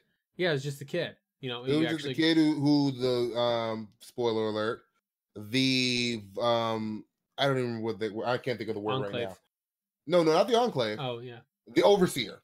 Overseer, yeah. Basically had a God complex. Spazzed out because your dad said, well, I don't care, I'm leaving. And he came after you and your dad's best friend, murdered your dad's best friend, all because your dad left and he didn't like it. Yeah. So he had your dad's best friend beaten to death and then came looking for you. Well, the thing is that, and like I said, the characters in Fallout traditionally are not... They're not like superhuman, crazy, ultra powerful beings, like godlike beings. Like the fucking, that's got the point. They're regular guys. Yeah, the Dovahkiin is a fucking demigod. Like the Nerevarine is a fucking demigod. The champion of Cyrodiil is a fucking god, not a demigod. Is a fucking god, straight up. So the characters you play in the Elder Scrolls series are very much more into the power fantasy. You are the chosen one, the singular, all-powerful being in this story environment. Whereas in Fallout, you're a person surviving. Like the Inquisitor, your Grey Warden, Hawk. Yeah. And I'm using Dragon Age as a comparison, obviously. Yeah, you are, in some fashion or another, you have something exceptionally unique that sets you above everybody else. Whereas in all the Fallout games I've played, you're just a regular guy. You're just a regular person surviving in a fucking terrifying environment. You may be a little bit better equipped to handle it than other people, like maybe having some military background and other people don't. Otherwise, you're just a regular fucking person. And let's be real, the only one, your character, the Vault Survivor, is the only one that really has the military background. Yeah, that's the only one. Like I said, because the Vault Wanderer was just a kid. Fallout 1, or no, Fallout 2, I think your character might have been Brotherhood of Steel. No, you came from just a random tribe. Oh, that's right. You had a tribe and you were in a vault, and you needed something that, for some reason, you had to go out. I don't remember. I haven't played Fallout 2. I just know the story. Yeah. You had to go out to get something and come back. I know it wasn't water, because water was Fallout 1. Yeah. I don't remember what you had to go get. And then they just made you do some kind of trial and then sent you on your way. But yeah.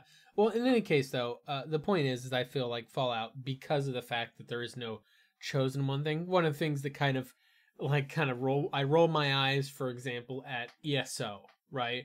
I roll my eyes because you are the super special chosen one in Elder Scrolls Online. Come on now. And most of my time in ESO is solo play, so maybe that's probably why I feel that way too. Because I just go in and just quest for a little while. What's that, Xaiphen? I said you are somebody who is super special. Everyone else who is super special. Yeah, like you are the only one who can do this. You are the only one that can do this.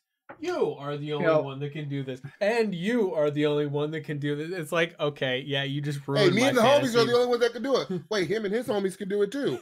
Yeah, and all of these other 50 other guys standing in the fucking cave with you.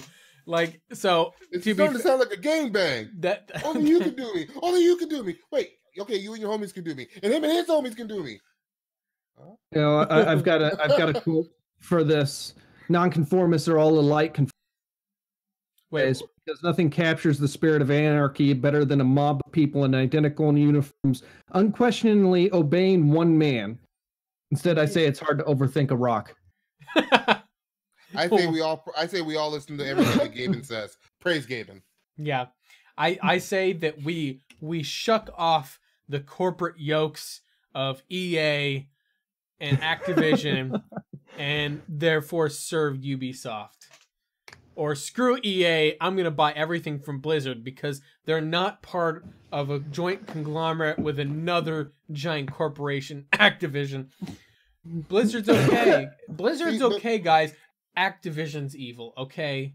So, let's get it right. And now a serious question.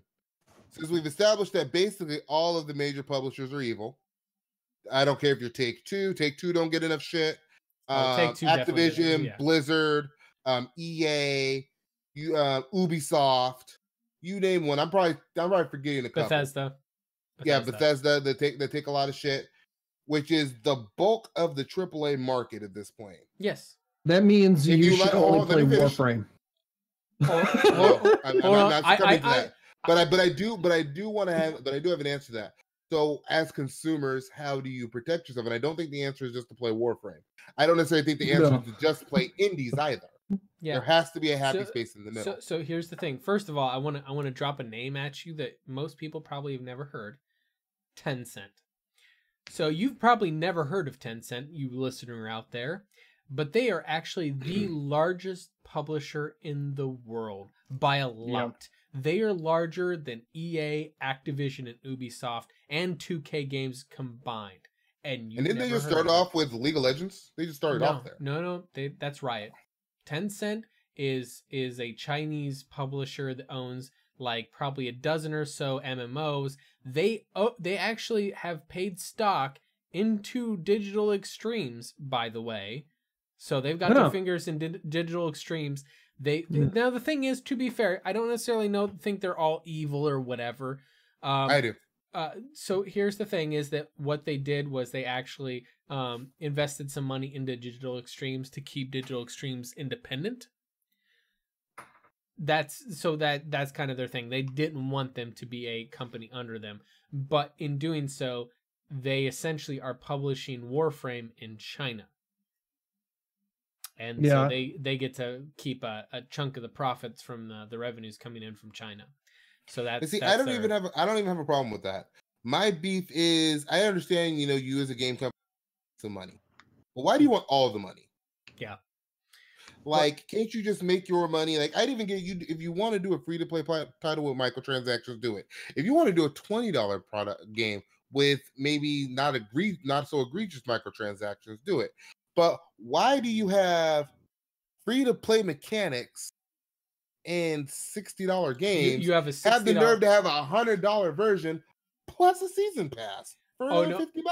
What? No. What was it? Was it Black Ops? Milking. Was it Black Ops 4 that has the $180 like super ultra special edition? Oh no, that's Ubisoft. Oh, that was Odyssey. You're right. That's Odyssey that has the Origins had it too. Oh, did they? They have the $180 like 5 or 6 versions. Yeah, they have the $180 version. Then they've got the season pass. Then they've got the microtransactions. Ubisoft is like, could you do us a favor? So we've got this new game out. Could you just go ahead and bend over the table? Don't worry about Fastlane. You don't have to bend over the table. No, get on your see what you're doing. Yeah. So, but yeah, no, I'm right there with that. So.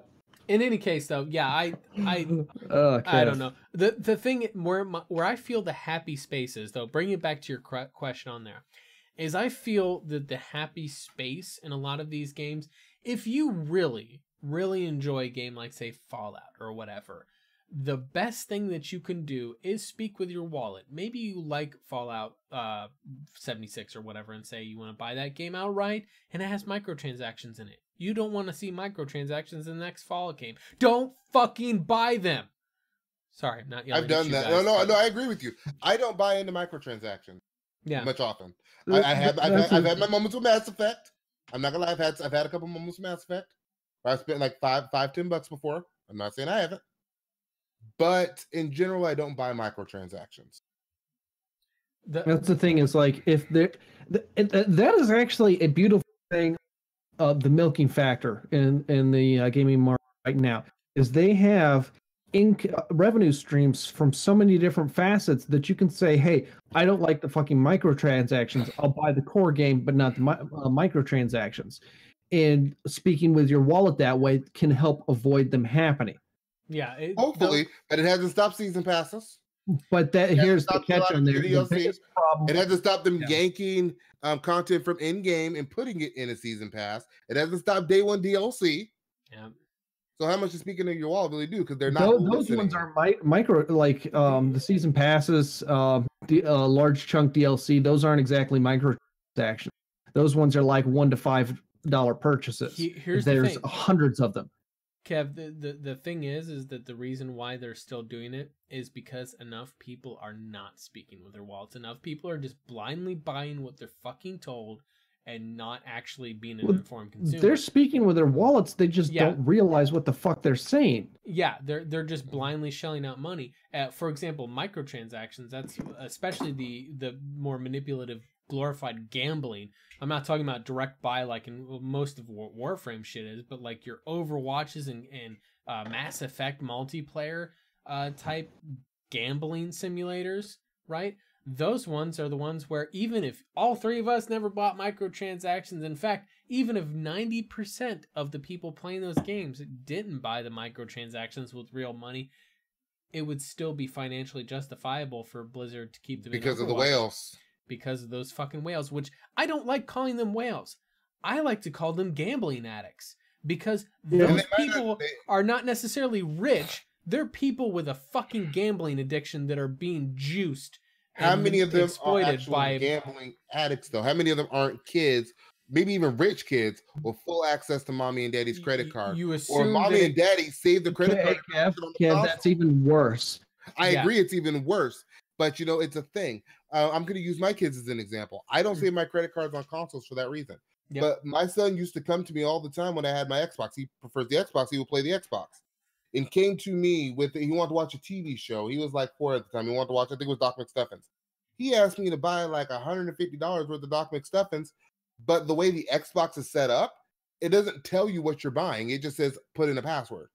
Let me rephrase that. You select what you're buying and then it pops up a password screen. So he would come to the password screen and bring me the controller. Dad, will you put the password in and buy this? Now, me knowing how this industry is, I said, hold up, back out. No, I'm not buying this. Like, why do you need my password? Yeah. And it's like, I feel like that's the worst part about it, is these systems are set up in a particular way to prey on children.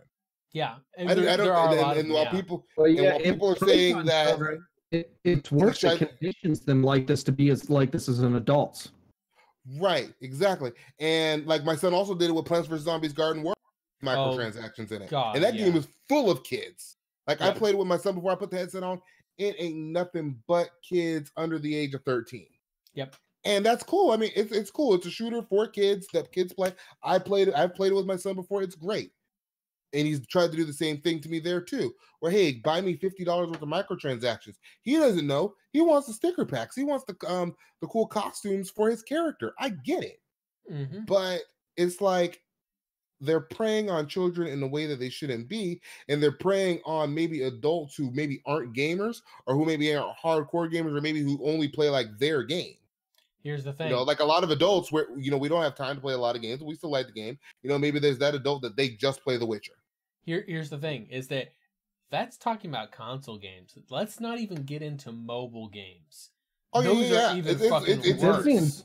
It's worse than mobile, because all you have to do is push a button, click, boom, and it goes to your phone bill.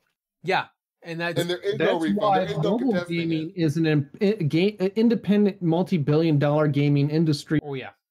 That's why the AAA industry is approaching on that. No. Here's the thing. What I tell people, they don't realize that Activision Blizzard, I shit you not, makes twice the amount of money as EA. Everybody thinks EA is like the biggest guy out there. They're not. They're half the fucking size of Activision Blizzard. Activision Blizzard grosses twice as much. You know why? because they also own King Publishing, the biggest mobile fucking publisher on Android and iOS. You also don't hear about King a whole lot. And that's something but my major thing on there is that, yeah, you get preyed on kids, but something I want to point out there, by the way, is that saying these whales are gambling addicts and saying that they're kids, those aren't mutually exclusive. You can, and it's actually more prevalent for kids who are tricked into these loot box gambling simulators to become addicted to it because they are more raw on the stimulus there. Like they're more, like it is more enticing to a child than it is even to an adult. And to an adult, it's like fucking crack. Right, exactly. Yeah. And that's kind of what I feel like they're trying to take advantage of kids to the point where they get there. So now when they're an adult, this is already normal behavior to them. Yeah, exactly. And I want to wrap this up because we can kind of been like this really went off the bushes. That's okay. Good conversation. It went off rail, but I think it was a good conversation. Yeah, exactly. Yeah, it makes things fun. Yeah, and I think it does fit into what went on at BlizzCon, why BlizzCon is happening, why 76 is happening. Hell, even to a point why the 2080 Ti is happening. Yep. Well, and the because thing again, is, people who just say just buy it, and that's what the marketing team is telling them too. Just buy it. People have already gotten into your head. Hey, NVIDIA is just better because NVIDIA is better. Just buy it with no real context there. And when people come to, and the problem is too, is, when you get new PC gamers who come into PC gaming and they come out and they ask, hey, who's better, NVIDIA or AMD? And a lot of the time people just come in and just say NVIDIA without context. Yeah. And like, there's never any question. It's just like AMD or Intel versus AMD chips or CPUs. Right. Like people just say blanket like Intel or AMD. I don't care which camp you're in. Right. There's like usually not a uniform. This is better. Like that's a dangerous thing. Each product should earn its own fucking way. Right. And I think it's especially prevalent in graphics cards. Yep. Because in graphics cards there are price points where AMD is very competitive and better than NVIDIA price for performance, and in other places NVIDIA destroys AMD. Yep. So it really just depends. Yeah, and that's something that I kind of look at is that I think a lot of it is that consumers have kind of gotten into this just reflex habit of just keep buying the same thing they're used to. Just that's a big one too. Don't change. Just keep doing the same thing. Hey, I've always bought AMD. I've always bought Intel. I've always bought NVIDIA. I've always bought PlayStation. I've always bought Call of Duty. You name your brand. Insert brand here. Huge. It's huge with iPhones. Like people who just buy iPhones. iPhones. Yep. Mm-hmm. Like I always shop at Walmart. I always My mom is that way. She when I was growing up, she only drank Pepsi. Yep. That was just her soda of choice. And it was because they did this program where they had points on the couch. You could earn points to get prizes. So she spent like 15 years where she would only drink Pepsi. Mm-hmm. Even I was kind of like that. Now I prefer Coke. I just think Coke, it tastes better to me. Now, granted, I'll drink a Pepsi. It's either or, but I prefer Coke. We'll probably wrap this in final thoughts. So. Oh yeah, no, go ahead with final thoughts. Yeah, let's go on there. But yeah, no. In any case, stop with the commodity self. The brand does not define you, etc., etc. Xaiphen, final thoughts. Oh, yeah. Xaiphen, really that loud? Yeah. No. Yeah, you were pretty. Yeah. You were screaming at wait. Yeah. My final thoughts is kind of brain dead right now. All this talk of money flying around, and I ain't got none of it. I hear you there. So what you need to do is you need to learn how to be a marketer, and then you can run a company and take the soul out of everything around you, and then you'll have all the money. Well, I do have those kind of talents. So you are a ginger. So, but for the now, I'm going to work on trying to keep up with posting Steam controller custom profiles to Twitter, which I will be posting one shortly after the show here. I'm not sure what game yet. If anybody has any particular games that they want me to, Vegas. Yeah. Hit me up on my Twitter. Apparently, I'm going to try to do that now. Does it work? Yeah, you do the Twitter thing. Oh, did it do the thing? Did it do the command? Yeah. Oh, look at that. I did the thing. Yeah. But yeah, hit me up on Twitter. for games, any free-to-play games, whether or not I have it in my put it in my library, and I will create a custom control profile just for you. If this is my shilling moment right here. If it is not a free-to-play game, then it is definitely conditional on whether or not I have it in my library. I'm not in any way, shape, or form telling people to buy me a game because how much I go through buy games Xaiphen is very limited. Really bad games. It's the opposite of Buy Kev. Kev goes through games like fucking nothing, and I stay on one game forever. However, if you're really desperate for me to create a custom Steam controller profile for you, and I do not already have possession of that game, and it's not a free-to-play game, and you really, really want me to help you out with that, then yeah, buy me the game, or for some reason I can get access to it to create that controller profile, I will. Yeah, I have fun with this sort of thing. So, what are you? Oh, I'm shilling. I'm shilling to make affiliates. And look at that. On Twitch. The bot is on top of its game. It's like, yeah, Kev, I see you shilling your shit, but have you heard of the greatness that is Mortiel? No, nobody's interested in the greatness that is Mortiel. We're interested in the glory that is Kev. Yeah. In any case, I think there's also this one. There's also my final thoughts. Yeah, there's Kev's final thoughts. Go ahead, and Kev.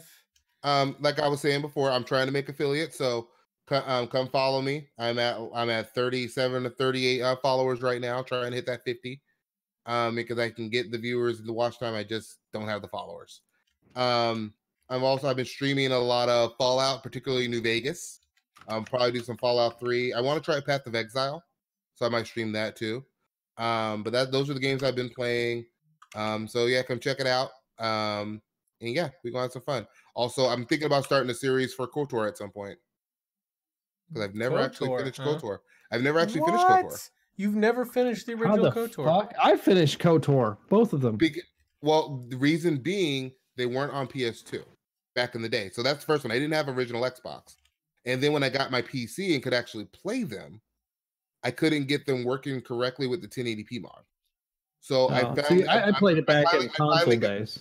Yes, I didn't have the right console for it. I had a PS2. I didn't have the original. I had a PS2. I had a PS2 as well. but the difference is you had a brother who lived in the house that had the Xbox. I'm an only child. We didn't live. I ended up getting my own very, very soon. Oh no, I didn't. We did that little change around early in the days. Yeah, but I was shortly after the Xbox originally came out, and like I gotta get me one of these. Yeah, and I did. See, I never had the opportunity. I've never even played the original Xbox. Yeah, because nobody I knew had one. Beast. Yeah, I hear. And the only things that it was so heavy.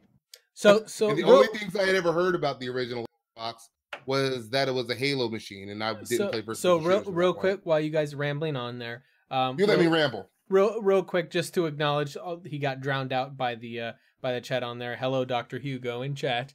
You were very exclamatory for saying hello in all caps, but it got drowned out by all the shilling. That being said, there's a bunch of stuff. If you are watching this on stream or in VOD, you obviously can see all of the spam links in chat. We're gonna have to work something else with that because that's a lot of fucking links. In any case, that being said, if you are listening to this on the podcast news site of Source, or fuck, whatever, words and speaking are my strength, I swear. We're on Spotify. We're on Spotify, Google Podcasts, and Apple Podcasts, Stitcher, all the places. Oh, I also have a thing for that one. Let me not forget all of my shilling here. We are on Anchor, Stitcher, Breaker, Overcast, Castbox, Pocket Cast, and Republic Radio. If you're there, so are we. So are we, and you can find links to find us all in the description of those podcasts there, so feel free to check us out there. We have a Discord server where we ramble and argue incessantly, usually Kev and I, but occasionally also someone else will occasionally chime in and want to argue also. Usually with this guy. Yeah, it's usually Kev trying to tell someone not to buy an Xbox and them saying, you know what, I'm going to play it anyway because it's fun.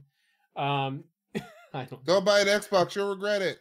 But in any case, you can also find us all on Twitter. You can find the Pixel Crashers Twitter, where mostly at this point in time we announce the podcasts on there, but also occasionally post up interesting, fun tech news stuff there on occasion.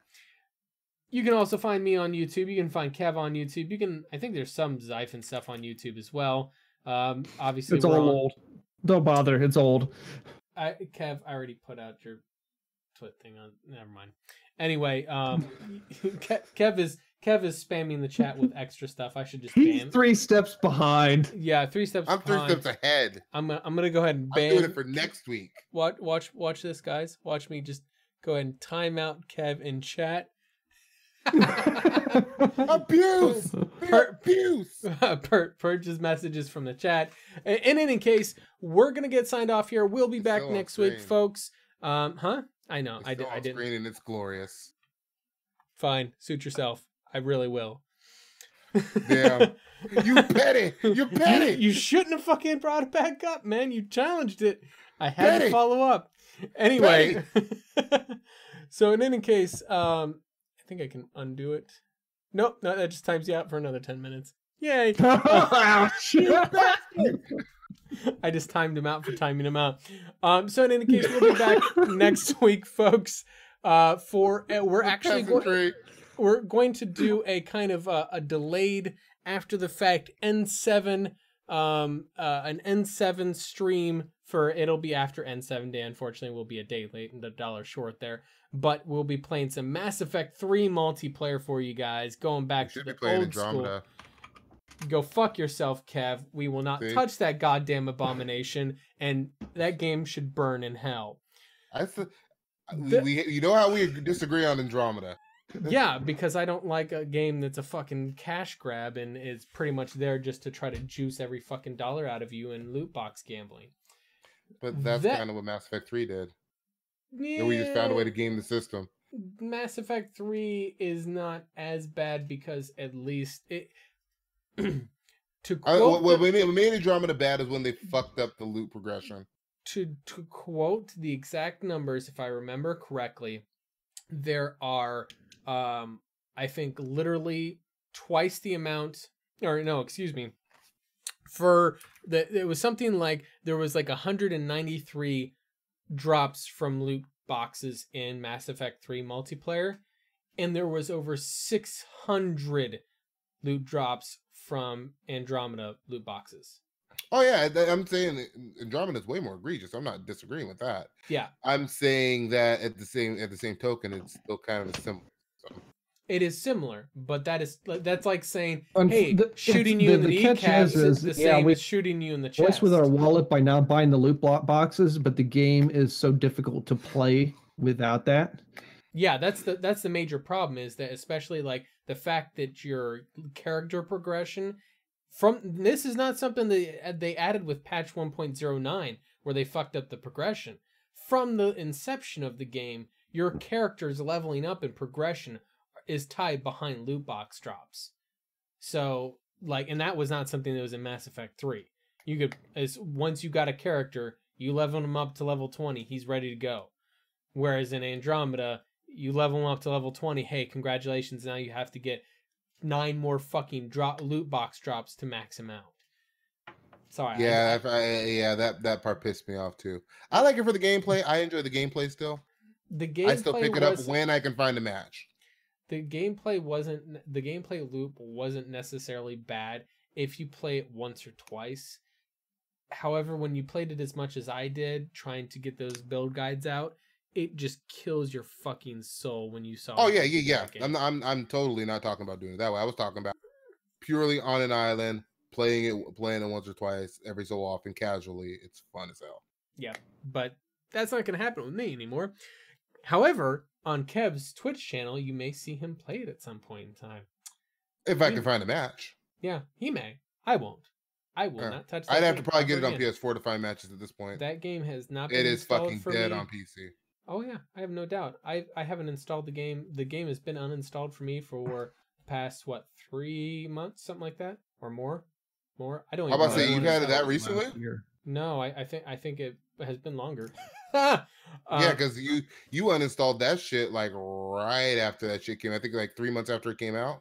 It was no, it was a little bit longer than that. I think it was. It was like, after that last patch that really fucked things. That extended all the drop tables. That's what that came out about 3-4 months later.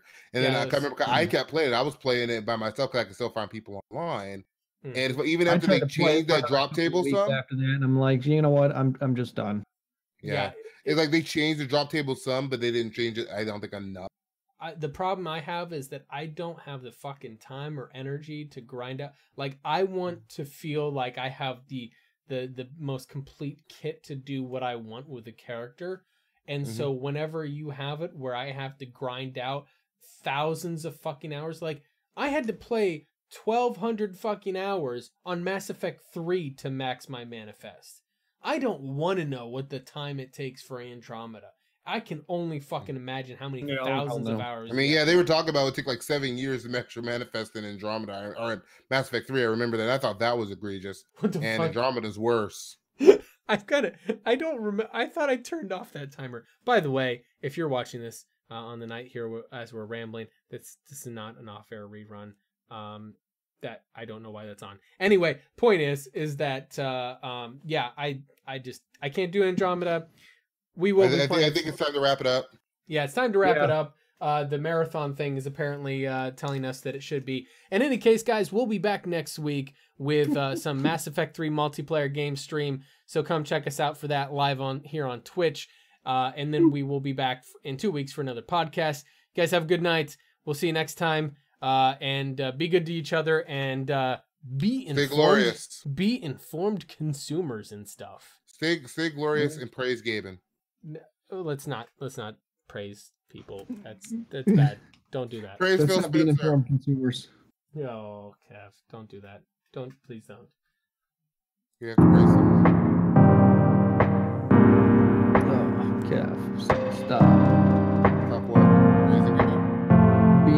Being you. Stop being yourself. Don't praise all the people.